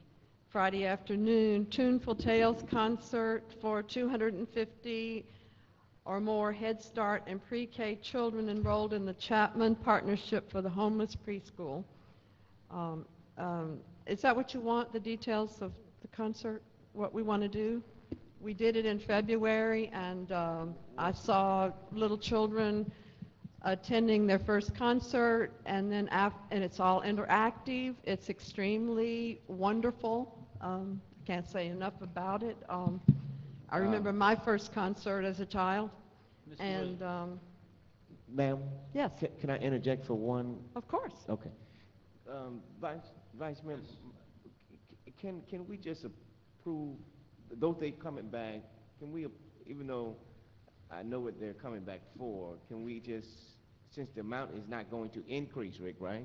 That's right, they're asking No, for it's 1,700. exactly 1,700, and I have the paper to give to you. Right. I'm helping you. Oh, good. What I'm saying is that if they're, I don't want them to have to come back to, if we can approve the two proposals that they have without the amount exceeding the cap of $5,000, then I think that will help what they're trying to do without them trying to come back, even though they're using another alternative date. Yeah, this was a request for direction. You can make a motion to fund, I believe, in the way that the board deems fit, so. Mr. Chair. Mr. Shelley. The concern that I have is that the proposal that I read is not necessarily what I would envision using the CRA event dollars for. Oh, in its okay. current form. Hey, and say no more. Okay, and so the concept that I believe Art South is going to come back with in the future is a different type of event that is more inclusive of the downtown or the CRA district and other organizations and community members. But they would like to go forward with this current one with the Tuneful Tales, which is going to benefit various schools within the city of Homestead, and so they've amended theirs to request those monies, and then we'll come back with a different proposal, as I understand it. Exactly. That's what Janice said to me today. Right. I guess what I was trying to do is, in being proactive, though once they come back that met your, what you deem to be. Yeah, I would be happy with approving funding set aside for Art South with the contingency that they come back before us or be approved administratively by the CRA for events that are appropriate for the monies. I can agree with that. Yeah, I could do that. Okay. All right. Real short one. My microphone won't see. Okay. I just had and I'm going to make this really brief, but I had an issue with some of the things that were on the agenda for that particular event. For example, we all have to give. If you want to do an event, we all have to give, and there was a $50 fee per hour for artists, $25 per staff member. There's such a thing as volunteering, and I just have a real problem with that, and I think that was the major expense. I don't have it in front of me. I think it was $1,200 and $1,300. What was it, Mr. Shelley? If I have it memorized. $1,500. I just have a problem with some of this, and so I don't know if you're thinking about doing a set amount tonight, or were you talking about the 5,000, setting it aside? Well, the proposal I understood from talking with them, because I am the Art South liaison. I did not bring this forward. This is not under my business. But I did try to help facilitate with Art South a product that might be amenable to the group. And so their original plan I personally did not support because same concerns you had. I didn't see what they had listed benefiting the community as a whole as an event. And so I had concerns, and I raised those concerns with them. So what I believe they are here tonight for requesting is only the Friday event, which is the Tuneful Tales, which pays for the musicians, and it's like a musical interactive for the kids. And they did it for the Valentine's Day. I did attend that one. I can say that it was a very good event. It was as good as anything you would see going to Disney World as far as the quality of the singers and the performance. So I believe that that's what they've limited to ask for tonight. Councilman Williams and I spoke here at the end. Councilman Williams was proposing the concept of approving $5,000 as a whole for them, but not to earmark for them. They could use it for this event if that's the one you guys choose, or they would apply it toward a future event, but not the current proposal. And it would have to come back for us to approve the actual allocation of those monies, but the monies would be earmarked for them specifically so the pot doesn't run out before they come back. I support both of you in that. That's why, as I understand it. Right, that's right. Thank you. Are you through with me? Not yet. We're not through. Yeah, I'm just teasing. That's all the questions? All right, so we're going to vote on that? It's just direction, correct? Do we need to direction. vote? What do we need to give you? I would defer to the attorney, but I think a motion to allocate the funds would be necessary. It is. I move that we allocate the $5,000 to Art South for, what's the name of this? Let me get the proper word I'm looking for. Art South event funding, pending on it meets the criteria of the board in which we have set out. Would that sum it up? Yeah, so clarify, you are earmarking 5,000 from the CRA for event funding for Art South to be to contingent upon them coming back before us for approval of the actual event. Correct. Now, as far as their Tuneful Tales on Friday, are we pre-approving that at this time? You recommended it? It's a good event, I mean, but it's based on the board, of whatever the board. You recommended it? It's a good event for the kids. Okay, then we're approving it. Yeah, that would come from the 5,000. It would come from They the would have whatever 5,000. left would be coming back later on for additional contingent approval. So you're allocating out of the money that's earmarked 900 for the tune for terrorism. 1,700. 17. Where does the extra, the full 17 come from? 900. I see 900 for the musicians. I was just told they were requesting 1,700, and I think they have the breakdown. Okay. Well, I mean, the Tuneful Tales, so if you, I don't want to go through all this later, because we got a lot of stuff still left. So you just look at it administratively, and if you approve it as being part of, or, then that comes out of their 5,000, with the rest to be allotted later. Okay. Moved and seconded. All right. All those in favor? Aye. Those opposed? Motion to adjourn, or any business from the... No, sir. Motion